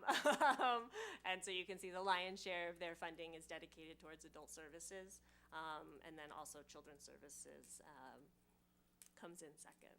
So it's one way to look at this data. Another way to look at this data is that same look, but then also looking at FTE, so headcount, right? We talk about our long-term liabilities. This is essentially the same graph as before, just with dual axes. The green diamonds are the FTE allocations for each of these programs. So this helps us understand what's driving the costs on the expense side. And you can actually see under business operations, you have a very low FTE count, but you have a few $1 million on the expense side. And that tells you right there that your expenses are not bodies, your expenses are contracts. They're non-salary costs or allocated charges to deliver those services. Whereas you then see adult services, the FTE count is right up there with the expense because it's librarians who are delivering those services across the department. Mm-hmm. Just one quick question. Would this, in libraries, if I were to count up all the FTEs, would that equal the total amount in the libraries department? Or do you count an FTE who might work adult services and community connections? This right now will match exactly what's in the library department. Okay, so it's, okay. Yep, the dollars and cents as well as FTE will match 1-to-1, yes. And this is just the typical pie graph only expenses, right? So again, looking at where are the expenses being allocated, what services have the lion's share. Not really looking at what type of expenses, but just that resource allocation. And then the last slide, I believe, is just a proof of concept for the committee. Again, looking at, we recognize that this data is in this table format, as well as these graphical images are much easier to digest than the annual budget documents. So we are looking at how do we, again, create that evergreen type project and way of looking at numbers. Not that we would necessarily do this on an annual basis, because I will say running two processes in tandem annually is not a sustainable model, but something that can absolutely be updated at some sort of cadence. And so this is a more friendly, digestible, adding some context with some imagery associated with the library department. This one is, we're using some outside help to help us look at different ways of kind of articulating that message and that vision. So that's, thank you for indulging us. Apologies for the length, but that's latter half is just an update on where staff is at. Great, thank you very much. A lot to talk about, but let's go ahead to the public. Nelson, if you want to go ahead.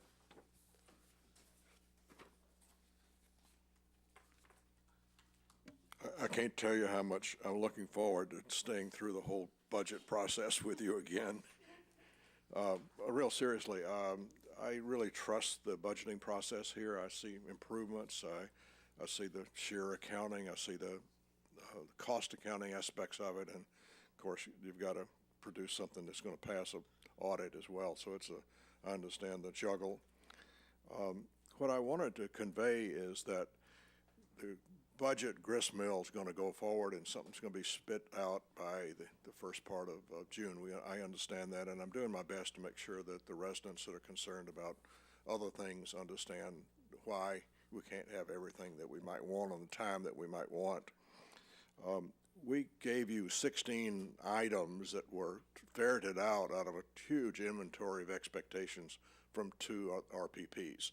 We try to be very kind with those 16 items. We sort of anticipated some of those objectives about revenue, and hopefully they're going to be a reasonable fit with the pressure that you're on. What I'd like to ask is that somehow, starting very early in July or August, that we have a way to interface with staff on those 16 items.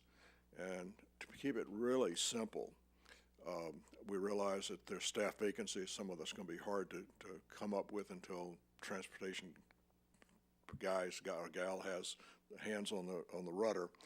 But we'd like to have a way to dialogue with staff, and we will, if necessary, with the council. Very simply, 16 items. Just tell us, is anything going to happen in the next 12 months?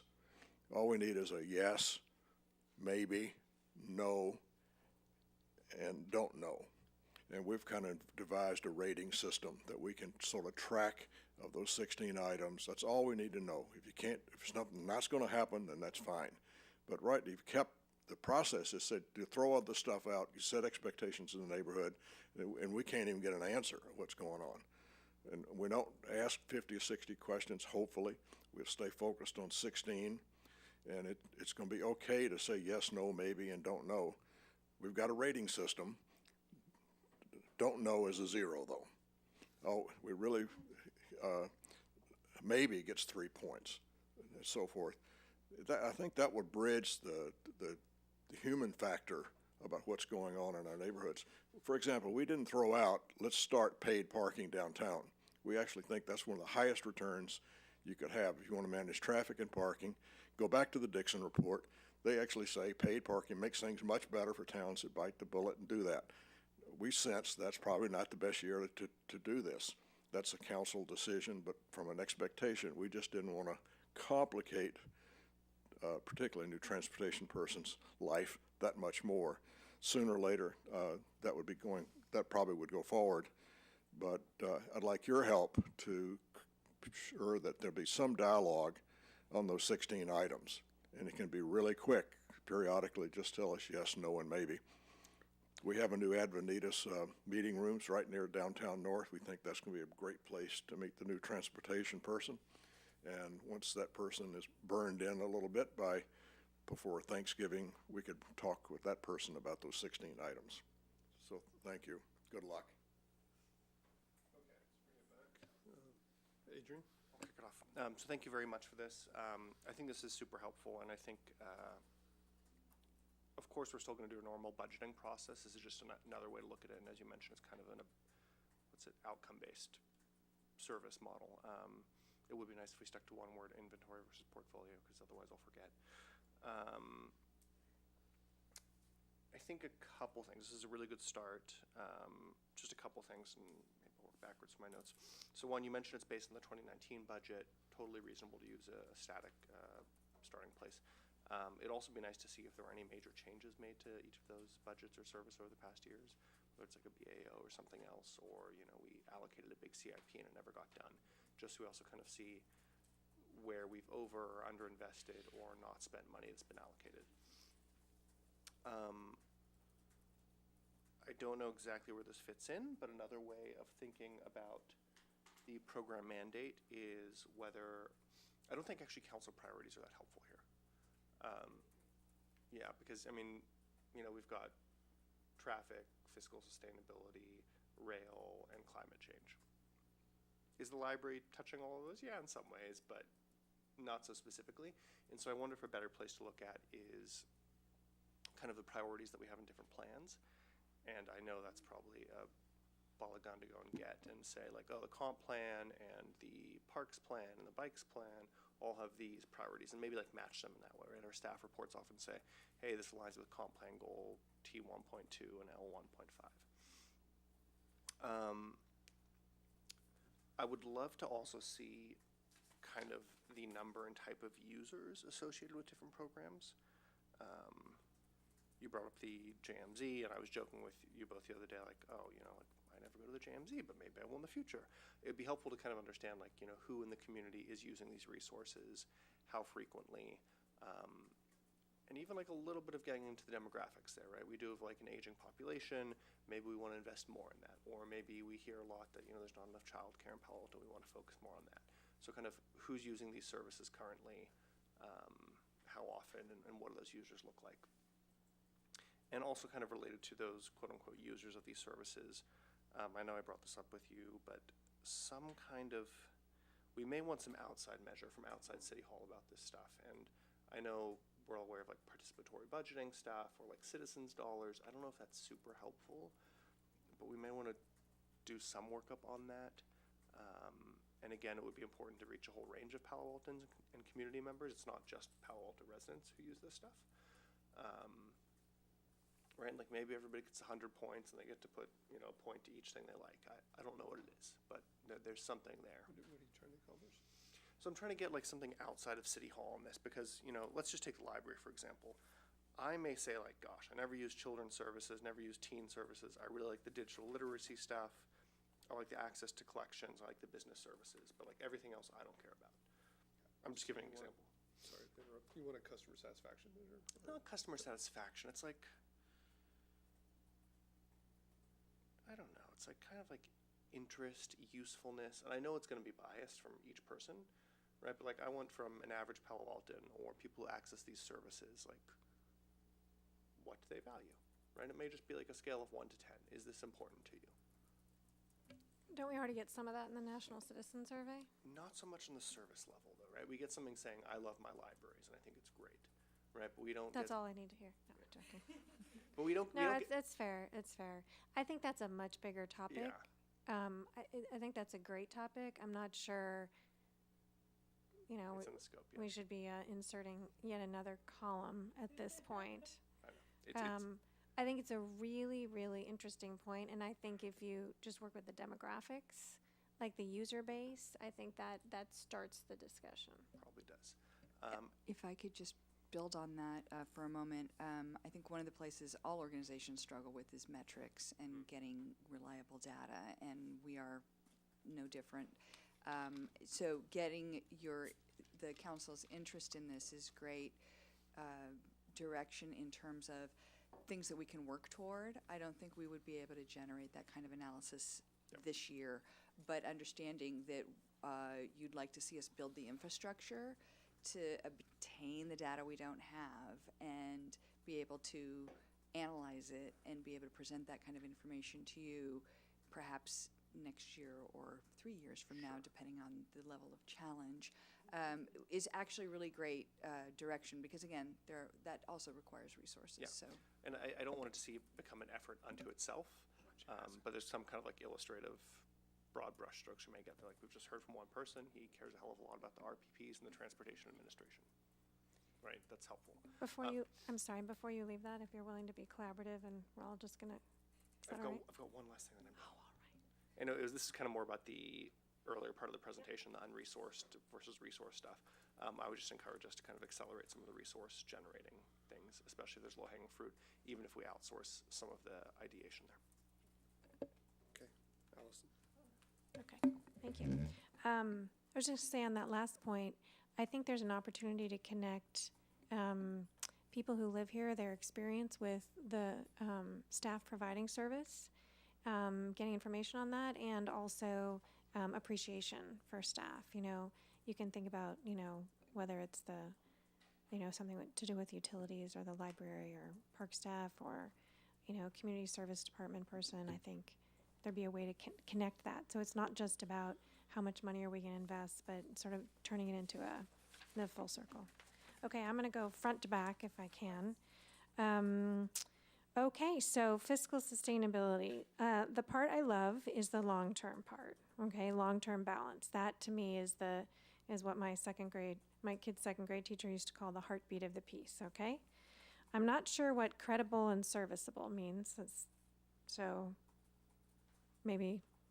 It just means like reasonable. It's credible, meaning it's not fake. You're not making wild assumptions that are 100% unattainable to make it look like you have long term. Okay. It's Not about our credit rating or anything. correct. And serviceable meaning. We can maintain it. Okay. It's something that, from a long-term perspective, is not. It's something that we can continue to provide on an annual basis without question. Okay, so reasonable and consistent, whatever. Just okay. So the only thing is that I think the long-term part there is the crucial part to me. I won't wordsmith that anymore.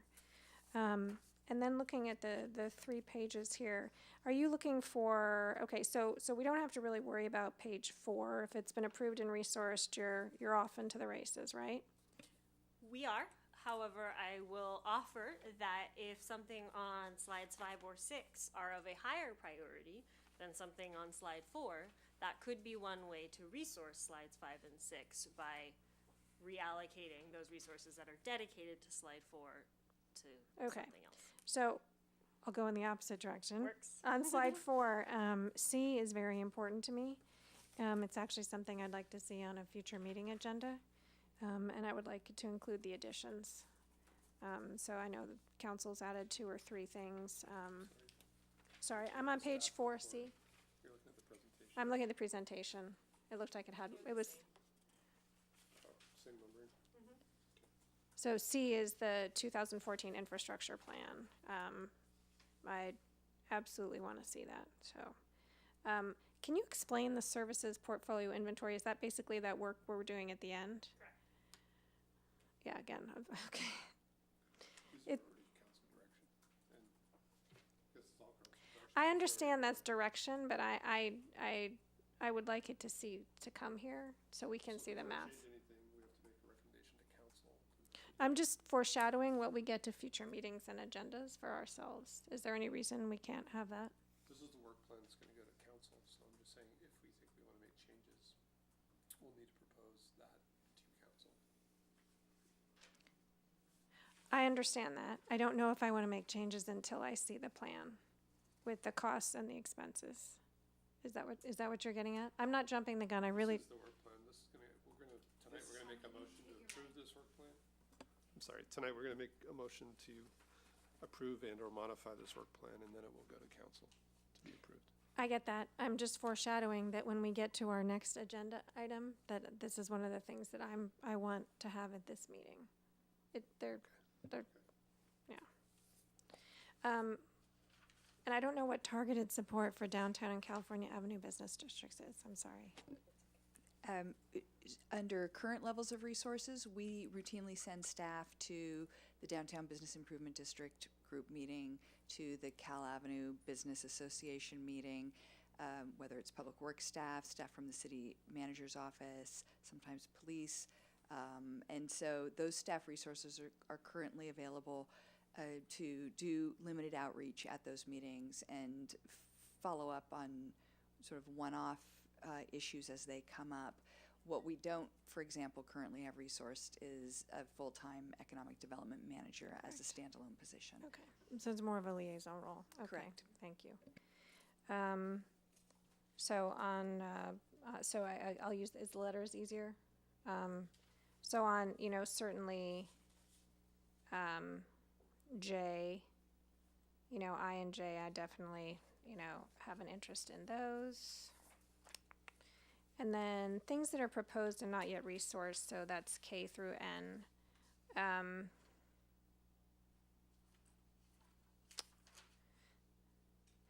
K is really a policy decision, right?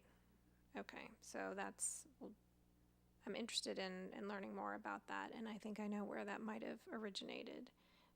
With M, I think Councilmember Vice Mayor Fine already talked about that. It's of interest. And then I think N is a must. So I don't know how I realize I haven't helped you by taking anything off of page 4, but if you just look at those would be the ones that I have, significant interest in on 5 and 6 in terms of figuring out. And I understand that, whether that comes with consultants or, redirection or whatever it is, but those are my thoughts about what in the work plan I would like to see prioritized. And then finally to the services portfolio inventory. Okay, great, SPI. I think that's extraordinarily helpful, as I said, in terms of comprehension of what is being provided as opposed to the accounting for it. I realize it's a version of what I would call a zero-based budget, but from a programmatic standpoint. So I think that's remarkably helpful, especially in comparison to, the usual work, which again needs to be there. So I'm grateful for that and for the visuals. I do think, we can never forget that not everybody knows where Children's Library is. So actually having the map of that, doing the same when you get to the parks, doing the same when we get to utility, all those things are things that we might forget when we're steeped in the details. So appreciate seeing that. That's it. I'll do the same thing, kind of start to end. So last year the desire was to cut $4 million structurally, and we did it mostly with one-time cuts. So we're back to looking for $4 million again. The other intent was to find an additional $4 million, so $8 million total, to not only address the normal costs but the unfunded liability. So I would love to see us get to there. More importantly, though, I'd like to understand this is only general fund. Have we looked at what it would take to address the normal costs across the enterprise fund? And what size is that number? Do you want to come? Steve's going to come talk about the details. I will say we are doing that. He can quantify that for us. But in the development of the 2020 budget across all funds, anytime there's a position that's budgeted, we are costing all positions with the 6.2% normal cost rate. So we are agnostic in our treating it just general fund versus an enterprise fund versus a special revenue fund. So anywhere there's a position that has that cost, we are modeling the higher cost. Okay, but do we need to have cuts in enterprise to pay for a gap? Sure, and Yeah. so I think that gets back to the broader conversation that we just had with the utilities folks of theirs gets rolled up into this kind of multi-million-dollar business operation where there are much larger factors, frankly, than just the liability costs and pension costs. Not to diminish those, they absolutely can and do But impact should we rates. explicitly, let's say, add those in to the reserves or something like, not to the reserves, but actually have them?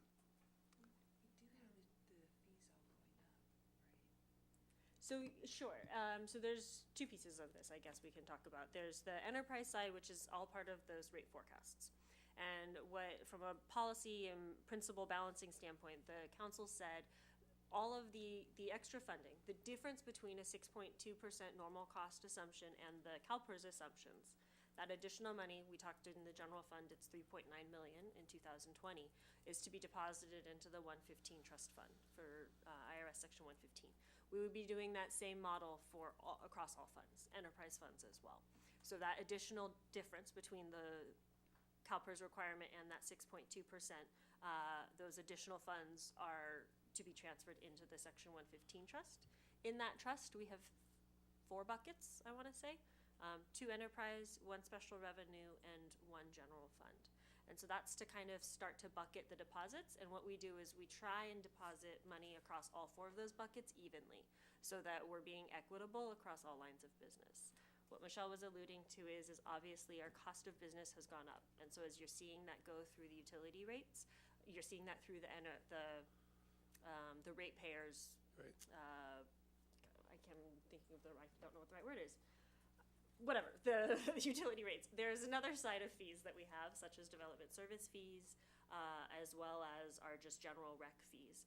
And so because our costs are going up across the board about 7.5%, with that 6.2% in there, 7.5, I know 6.2, they're not connected, it's just, they happen to be close. If we want to maintain cost recovery levels, we would be increasing fees 7.5% across the board. And so you will see proposals like that as part of the 2020 budget, but that is a policy call on whether or not we want to make those adjustments or not. And Steve has the actual numbers. Yep, Steve Guagliardo, Office of Management and Budget. So as Kylie mentioned, it's about $3.9 million in the general fund for that 6.2% discount rate. It's about another $2.3 million in the non-general fund funds. A large portion of that is the fact that the safety units are exclusively in the general fund and make up a significant portion of that cost. As Kylie mentioned earlier tonight, the FY 2020 budget also contemplates a makeup payment from the non-general funds to make them whole. So when Kylie said we try to keep people kind of in sync as we go through the process, we got ahead of that with the general fund contributing $4 million through the action council took in December. So that was transmitted to the PARS trust for the general fund alone. So the general fund has made its 19 contribution. The other funds have not. That will be brought forward to you as part of the 2020 proposed budget process. So in 2020, the other funds are going to make their 19 and their 20 contribution? That's what we're looking at right now. Okay, so that's even double. But Councilor, we haven't asked to find 2.3 million in savings in the enterprise funds to fund that, right? I guess where does this money come from? So it's just baked into the rates, is what you're saying. It is. It's part of their rate setting. And So they explicitly added 2.3 million, or they add, I mean, as they're looking at the staffing costs across all of the different funds, they're adding that additional cost, and that is being reflected as part of the rate increases. Okay. Now, obviously, they have, to the utilities presentation, I want to do them justice. They are working on cost mitigating measures to offset these additional costs. So had they not been working on those various cost mitigating measures that they outlined previously, you would see rates go up even more because we do have this additional cost. It's just not necessarily as explicit as the general fund because there is a dedicated customer base and revenue and fee associated with that line of business, whereas general fund, it's general taxes, general use. Okay, so the goal is to find the 4 million structurally this year through the service portfolio analysis, essentially? It is, I'm pausing, as I don't know that in my head I would personally link those two so directly. But yes, in the sense of this is a stepping stone in order for us to make those policy calls on either changes in our lines of business, so how we deliver those services, changes in service levels, and essentially providing us the tools as a governing body to make those decisions. Yeah. And have the data and analysis I associated. guess, I mean, like you said, when we started this like a year ago, Yes. and the longer it takes to find the structural changes, the more we keep scrambling to find these kind of one-time makeups, right? So I guess what is how long do you think it's going to take, to find some structural Well, savings. and I think using the services portfolio or inventory is a tool that you can use for policy guidance and strategic problem solving in terms of increases as well as cuts, for example. So depending on where you want to see things go up or down or change, as Kylie said. So we don't want this to become shorthand for just a cutting tool. It's you know, much more than that. Fair enough. I think Councilmember Du Bois, this is going to help inform us, how we make those policy choices, that we can look at it and say, gosh, we think we're overpaying for service B, and we think service C, if we put more in there, maybe it's even more of a cost recovery mechanism. Right, but if it takes us a year to do that, we still need to find this $4 million in the meantime. Right. Just one quick follow-up question there. Do we know, how far along are we on? Do you want me to take this one, Steve, or you want to try? I'm happy to take a crack at it. So we are underway with departments and going through this. It is a pretty time-intensive process, as you can imagine. Various departments are at various stages of completion in terms of compiling this. The first step is the data collection and the data validation. As Kylie mentioned, we're getting closer and closer to that $700 million that was budgeted in FY 2019 and the 1,100 FTEs or so. And then it's really in terms of curating the content and making sure that we are contributing some additional context and giving a peek under the hood of that regular incremental budget and really offering valuable insight into the value of the city's services. So it's very much a work in progress. We're hoping to continue to make progress on it. Okay, let me come back to that because I have some comments on that. So in the work plan, overall, I think it looks pretty strong. In terms of projects underway, it's hard to see where we would save much time. I mean, I would wish we could spend less time on E, which is labor. I mean, we just did a bunch of contracts. I mean, that's kind of an ongoing commitment, right? It is, but the good news is that you have landed a number of your largest contracts recently, and those don't expire until 2021. So there is some stability from a safety perspective. It does mean that if we can close out current negotiations with the 3 remaining employee groups that are either past due or are coming due this June in an expeditious fashion, would allow us not to dedicate further resources. And so when we look at the work plan, I think, and then like G is important, but I think it's relatively small. I think it'd be really useful to see like estimated size of effort along these, kind of just small, medium, large. They're not all the same. One that's missing is the ERP system. I know we spent a fair amount of time and effort already on that.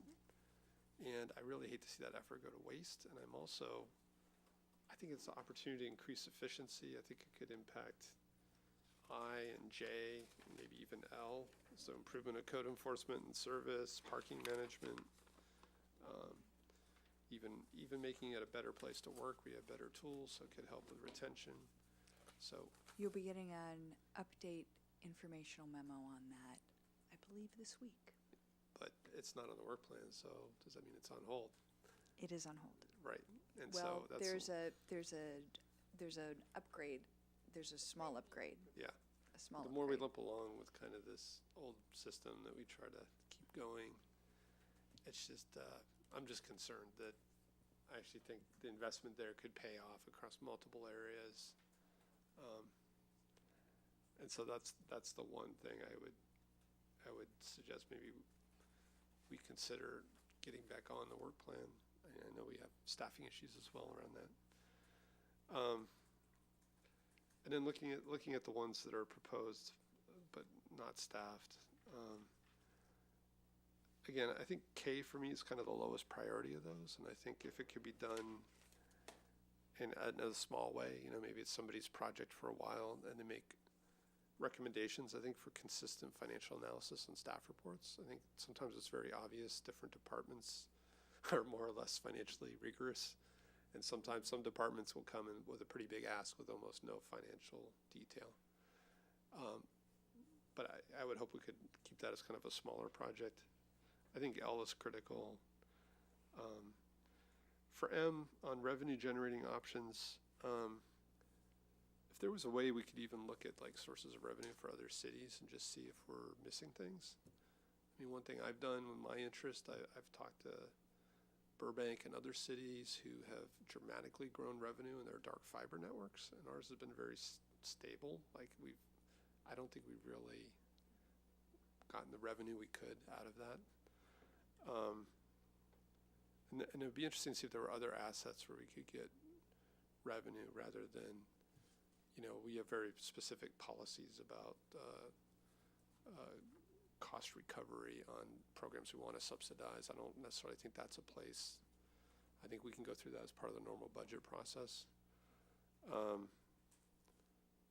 I am somewhat interested in our investment strategy, particularly for our longer term funds in terms of where we invest city money. And then parking revenue, I mean, Nelson mentioned it, and I know, again, we're starting to staff, but we've talked about that a long time. I do think the Dixon report was very solid, and that would be a potential source of revenue. And then I think we got to get moving on N, as you highlighted. So getting to the service portfolio analysis, I'm really excited about this. This looks like a great start. I think where we just started to go is I think these ROI metrics are critical. We've had this performance report that comes out with the National Citizen Survey, and a lot of times the metrics to me are kind of meaningless. And, and I'll pick on the library since it was the example. Like usually in the performance report, it'd be like we have X million books or whatever. It's not really a metric, a performance metric. And even the one you had here, like checkouts per capita, that's better. That's still a little obtuse. It makes me wonder if we have like super users who check out 300 books, right? And so to me, I think we really want to get to like unique people served and monthly users, those kinds of engagement metrics. And so as you guys do this, and maybe too late, but as you talk to departments, I'd really push them to have meaningful ROI metrics. I don't think it's going to be revenue necessarily in a lot of things we do. But that's going to be kind of the most important thing when it comes back to us. I think, like Adrian was saying, it's like who's using these services and how often. So maybe we have 25 FTEs there, but it's well worth it because of how many people are using that service. So I think what we want to get to is if we see outliers, a really high cost item that's serving a very few people, then I think we'd want to understand that. Maybe that's a valid thing, but we'd want to take a look at those things. And so I think, as Allison said to me, I think the plan is after we get through the budget is to come back and dive into some of these and really kind of use it as our zero-based budgeting or really kind of looking for efficiencies and potential structural changes. And like you said, maybe areas where we need to invest more. And I would hope we would come back with either the most expensive services or the largest services. I mean, let's be efficient where we spend our time, and not really focus on a small department or a smaller service. So with that, welcome additional comments, but I'd like to make the staff motion. I'm still struggling with the ERP. I mean, is there absolutely no way we can continue it this year? Why don't we wait till the council's had an opportunity to read the update? Okay, so we can add to the work plan.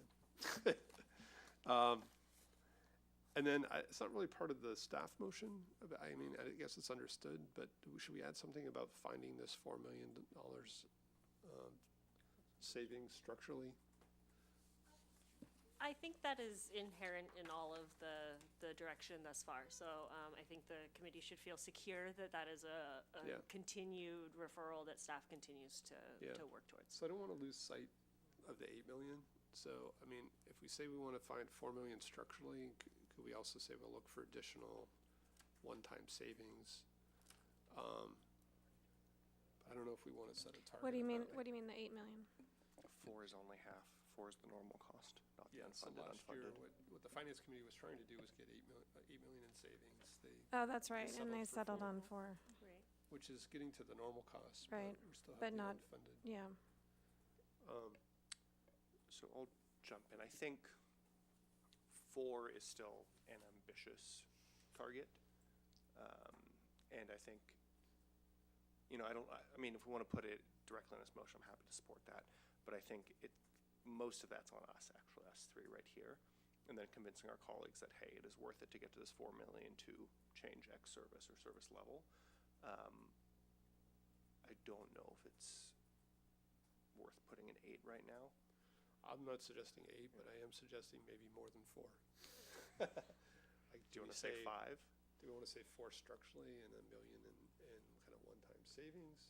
So, I mean, last year we found it was like 3.8 in one-time savings, like 200,000 in structural, right? Or something like that. It was mostly our council contingency. Wait, can I just ask a question? This is not all potential expense reduction savings, right? Isn't it also possible, I mean, that we can also use increased revenues to get at this delta, That's right? correct. That's what we did last That's year. correct. Right. And we have It is a some, net we 4 million. we have some early positive indications, at least in one of our revenue streams. That's correct. Are you talking about structural savings? Or are you talking about? No, but I'm saying if we don't, if revenues increase and we expect them to continue to increase, that's an equally good way to get to the 4 as cutting. Right? We're not spending the additional revenue. Kylie's gonna help me. So yes, when the council provided direction on this, it was a broad, in terms of, we need to define 4 million structurally. Obviously, the first place that's easy to talk about is looking at expense reductions. But the point of it was, it could be revenue as well, it just needs to be sustainable. And so, obviously, to Councilmember McCormack's point, if our revenues are coming in higher than expected, that is a reasonable, as long as they're ongoing revenues, that is a reasonable mechanism to achieve the $4 million. Obviously, we wouldn't account for revenues that are one-time in nature. So, an example would be an unheard of or unprecedented property transfer, right? So your documentary transfer tax is spiking for some reason that, I don't know, some house sold for $100 million and that's never gonna happen again. Or at least not in the near time future. Anyway, so those kind of things will normalize for. And so that's partially what the long-range financial forecast did. The long-range financial forecast actually married the 6.2 discount rate assumption with what our current ongoing revenue forecasts are. So we do continue to talk about this $4 million number, but if you do look at the long-range financial forecast, we had a $2.8 million gap in 2020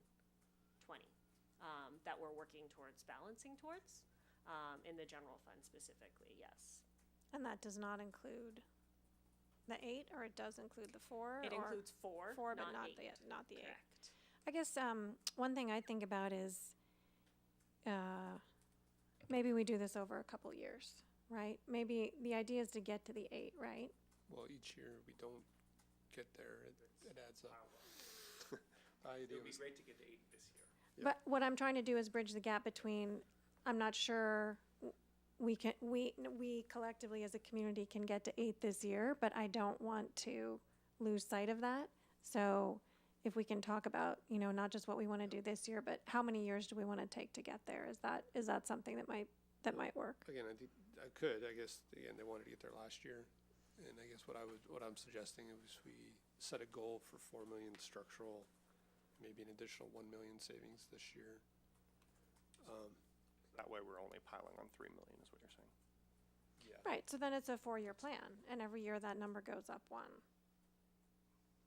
Right? Yeah, unless this year we go for 4 structural and 1 not structural, and then next year we go for 6 and 1, and then we try to close it. Right. Well, we're trying to do 2 things at one time, right? Well, yeah, I mean, We're trying to be on our, long-term sustainable, and we're also trying to fix this problem. yes.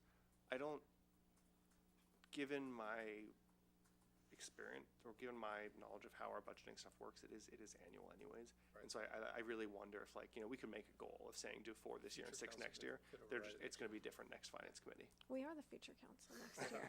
We've got 2 years to work So- with. I would support you, Tom, if you want to do 4 plus 1. I think that's Is staff reasonable. comfortable with that? It's a challenge. Are you setting a goal for this committee's work? Is that what you're articulating? Budget this year. So I think it's a little, it would, Seems less aggressive than last year. it would be very difficult at this point in time for us to actually change balancing to that magnitude. We actually have to, if we want to have budget documents out by the end of April, there is actually probably a solid over 5 weeks of just production to update all the text, do the performance measures, make sure all the numbers tick and tie. To a question Councilmember Tanaka asked me last year, how do you know all the transfers match? I was like, because we go in and check them all individually. So to do all that kind of work, there is some lead time. So if we wanted budget documents out by the end of April to try and add on some extra balancing scenarios, I think would be a challenge. Not insurmountable. I would caution, though, our fixation on the number 4 million versus the number 1 million. I would encourage the committee to move towards the current policies that the council has adopted in terms of the assumptions that are driving the financials, because there are so many factors that vary on a daily basis that trying to track why the number is not 4 million a year later, which is a very difficult conversation, but and I know logically it shouldn't be, but is because our property taxes change, our sales taxes change, our TOT changes, our infrastructure costs change. And so I would encourage the committee, where possible, to focus more on the underlying assumptions, the goals that we're trying to achieve, as opposed to a number value target, and allow staff to try and attain those I think the overall goal, though, is to meet the unfunded pension amount, which I think we feel is too much to ask. Sure. Right. So, I mean, potential policy or kind of guidance could be that in addition to the current council policy of 6.2 normal cost, that the Finance Committee recommends the City Council adopt a pension policy goal of 6.2 for both the normal and unfunded liability, with a goal of attaining 50%, 60%, 70%. Take some sort of kind of metric to allow staff to then come back and say, okay, well, here's the new landscape. I don't want to, numbers get stale the day I say them out loud. So I think the recommendation is that we would find structural savings for 100% of the normal cost. And I think that's what you've been working towards already, right? And then in addition, we would look for 25% of the unfunded liability. At 6.2. Just one question, sorry. Are we not calculating the unfunded at 6.2? Correct. That is still. I actually think that's more important, is to get the 6.2 on unfunded, because then we're going to know it's 4 plus 4 or 4 plus 6 or whatever it is down the road. So I would actually encourage the committee, as part of the work plan, H is the pension policy. And so on purpose, we actually only the committee understood that it is the intent of staff, this is why it's on the previously approved, not yet resourced list, that the 6.2 on the normal cost was an incremental step. And that we would need to come back to really flesh out our options for the unfunded liability, whether it's the unfunded liability or the unfunded liability. Yes. And what I think would be probably time well spent is with this committee on rounding out this pension kind of policy, not past the normal cost component assumptions. Because beyond just changing a discount rate for unfunded liability, there are other options that the committee could choose from a policy perspective. Instead of 6.2, you could look at basically like a refinancing your mortgage. And so you could do something called a fresh start, and you could change your amortization period from 30 years to however many years you want. And so there's a lot of options there that I wouldn't want the committee to feel that 6.2 is the only assumption. So I think that this conversation would probably be better served as part of this work plan. Because it's a difference really between debt and future, okay. That's an interesting thing to think about. So then what I'm hearing is what we might want to do is bring H back, a future meeting. Yes. Is that what you're suggesting? That is what I'm suggesting. That is also what's part of the work plan. And that would be after summer. Correct.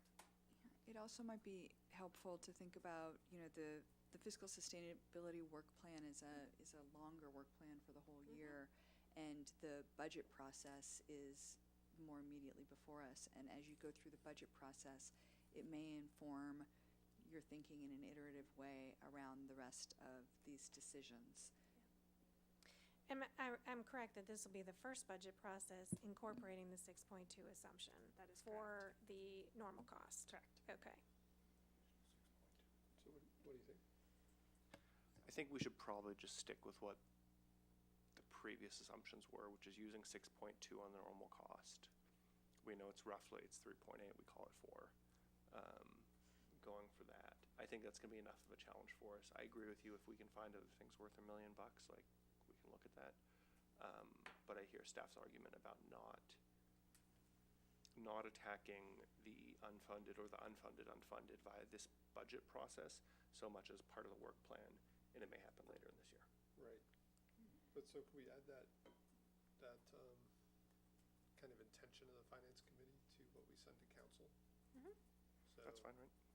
I think we should also, keep our options open as we collectively go through the budget. It's certainly possible that we will see something, find something, be willing to make a decision, right? I want us to be open. I want us all to be open to that. So I guess, again, the motion would be that we refer the work plan to council for approval, that we reaffirm the structurally finding this, using a 6.2% discount rate, the normal cost, and that the finance committee would like the authority to look at ways to address the unfunded liability portion, I guess, post-budget season.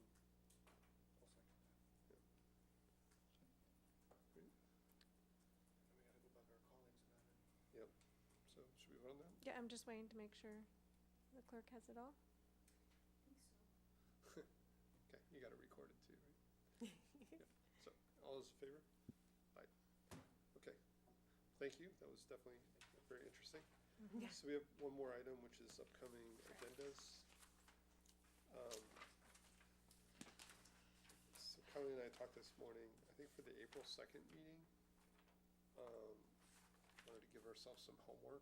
So we were talking about potentially adding a third item, which would be an opportunity for us to ask questions and ask for data that we would anticipate we want as we get into budget season. And the idea of that is to try to avoid putting things in the parking lot if we can give staff an upfront notice that we're going to be interested in certain things. So if you guys could give it some thought, looking at current budget, kinds of questions you think you might have, if there's certain, I'm kind of thinking of it in terms of KPIs. One metric like Councilmember Tanaka has raised is like how long have positions been open? There could be other kinds of data like that that might be interesting. Okay, so both capital and operating budget, same?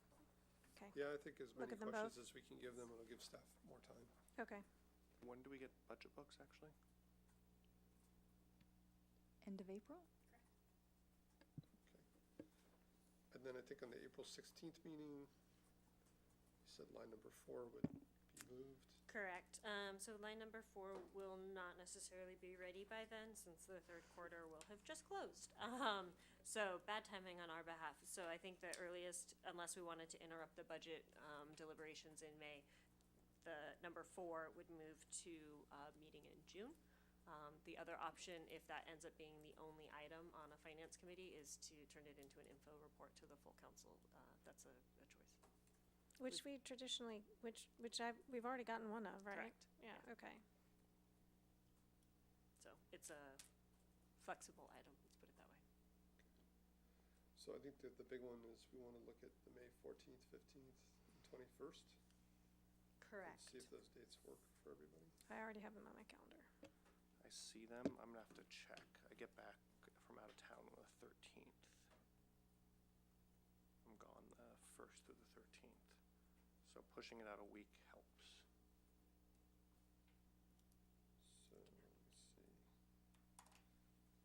Like the 21st and 22nd. Okay, cool. So I am actually going to be gone from the 18th to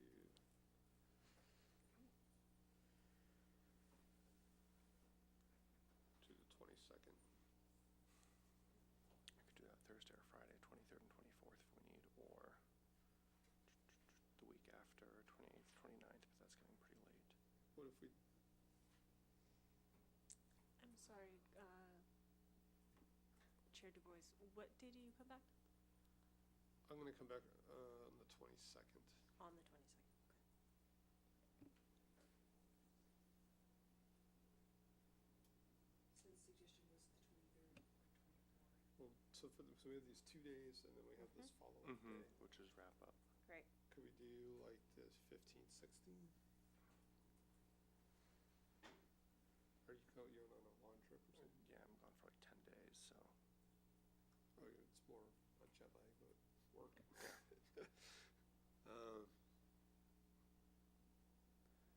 What does that do to you, Kylie, if we don't start till the 23rd, 24th? That's a good question. I worry a little bit, only because the 24th is the day before a holiday weekend, so I do, not knowing what staff's availability is, typically we tell them no vacations in May except for that day, because normally we will have the meetings prior to that. So barring that, it could happen. My concern would be when we would complete the wrap-up meeting. The wrap-up meeting would need to essentially happen the following week in May, the week of the 28th, in order for us to do a late packet memo to council for the last council meeting on the 17th. What if we went the other direction? What if we did like May 10th and then May 17th? So I believe Yeah, I'm Councilmember gone Fine the is out. 1st to the 13th.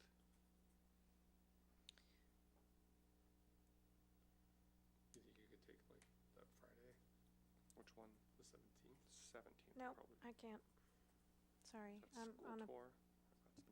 I'm on the 17th to the 21st, I'm gone, and it's not flexible. So I mean that 23rd, 24th. And actually, that was why I think when we initially scheduled, someone did check with me the 15th and the 16th to do work for me. So, we could potentially split the 2 days.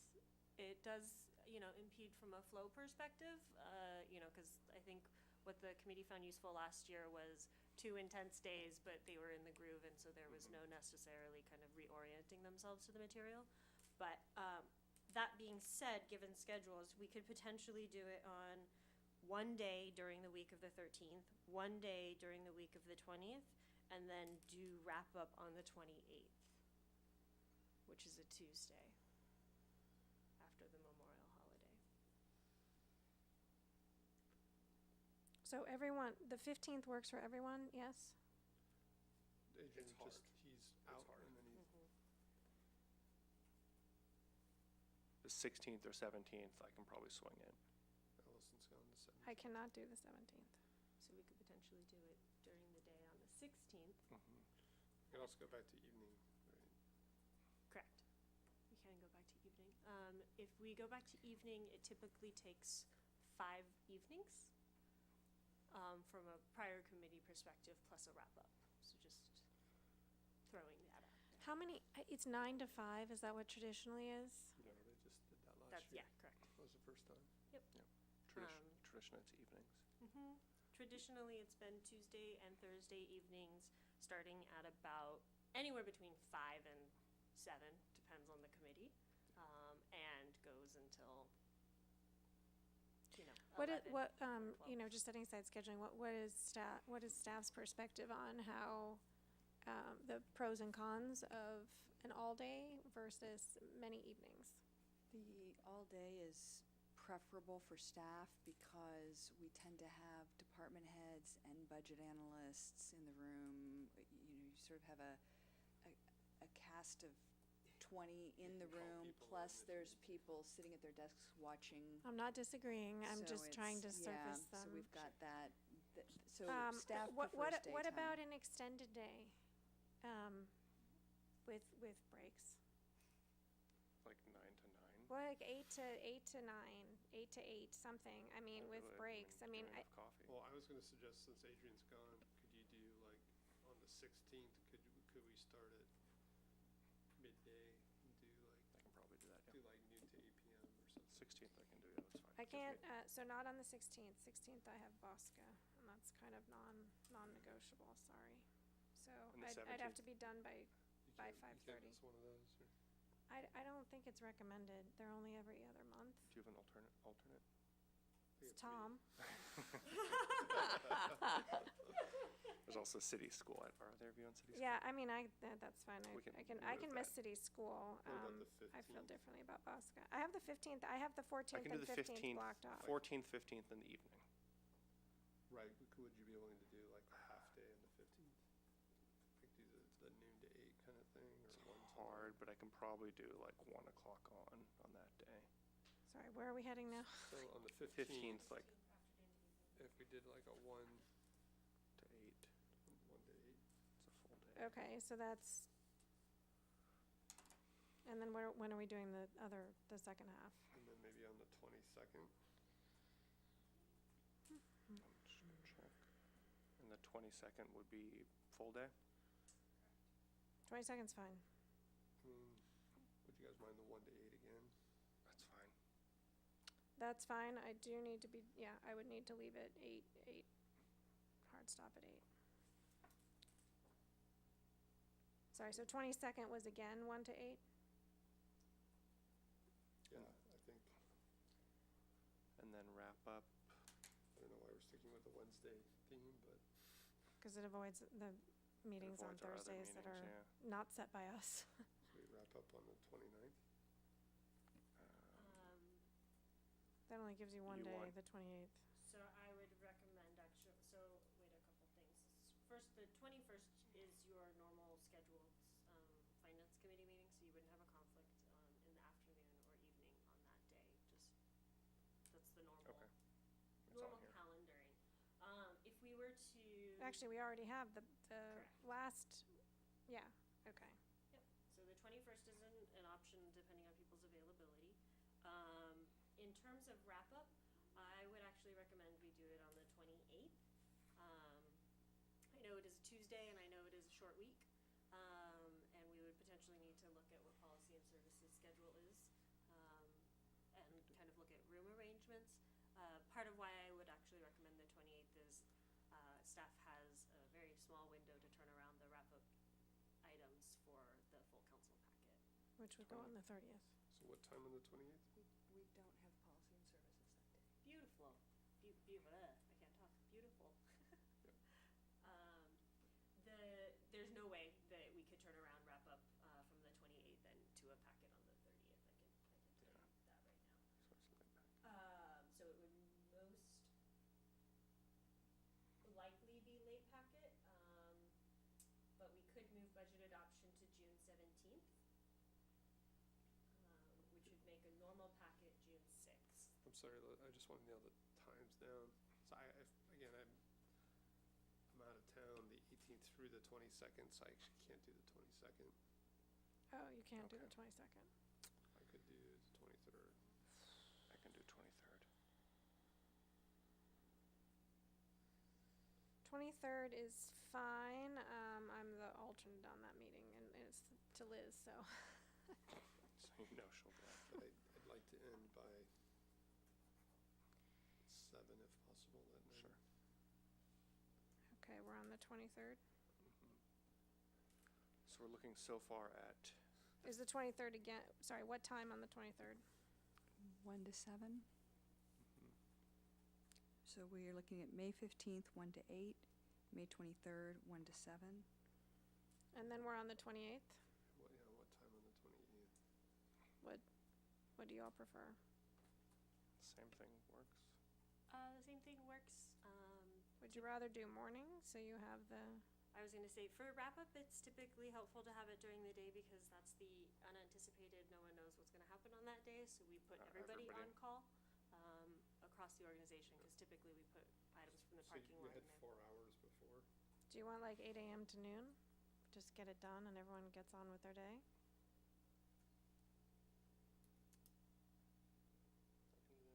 That works. I will say, my one concern is Oh, if sorry. we aren't meeting until the 23rd, which is Thursday, that means staff has one business day to turn around any follow-up from the second round of meetings with the committee, to provide any follow-up at wrap-up. So is afternoon better, or No, or I it's think just the whole I'm day is the setting- problem? Yeah, I guess I'm setting expectations. And that- it's over a holiday weekend. Correct. And even at that, it will take staff working over the holiday weekend in order to even have the material ready on the 28th. So the idea of getting materials in advance of the 28th will not be feasible. But you didn't want the 29th? Next day? You actually will lose our city manager on the 29th as well. Hopefully not permanently. No, he's just traveling, or will be physically out of the office. I think he's got an ICMA conference. And again, given Memorial Day, is Tuesday afternoon better than 8 a.m. Tuesday morning? I don't think. What if we push to the 30th or the 31st? We've got one vote. Oh, What do you think about 1 to 5 on?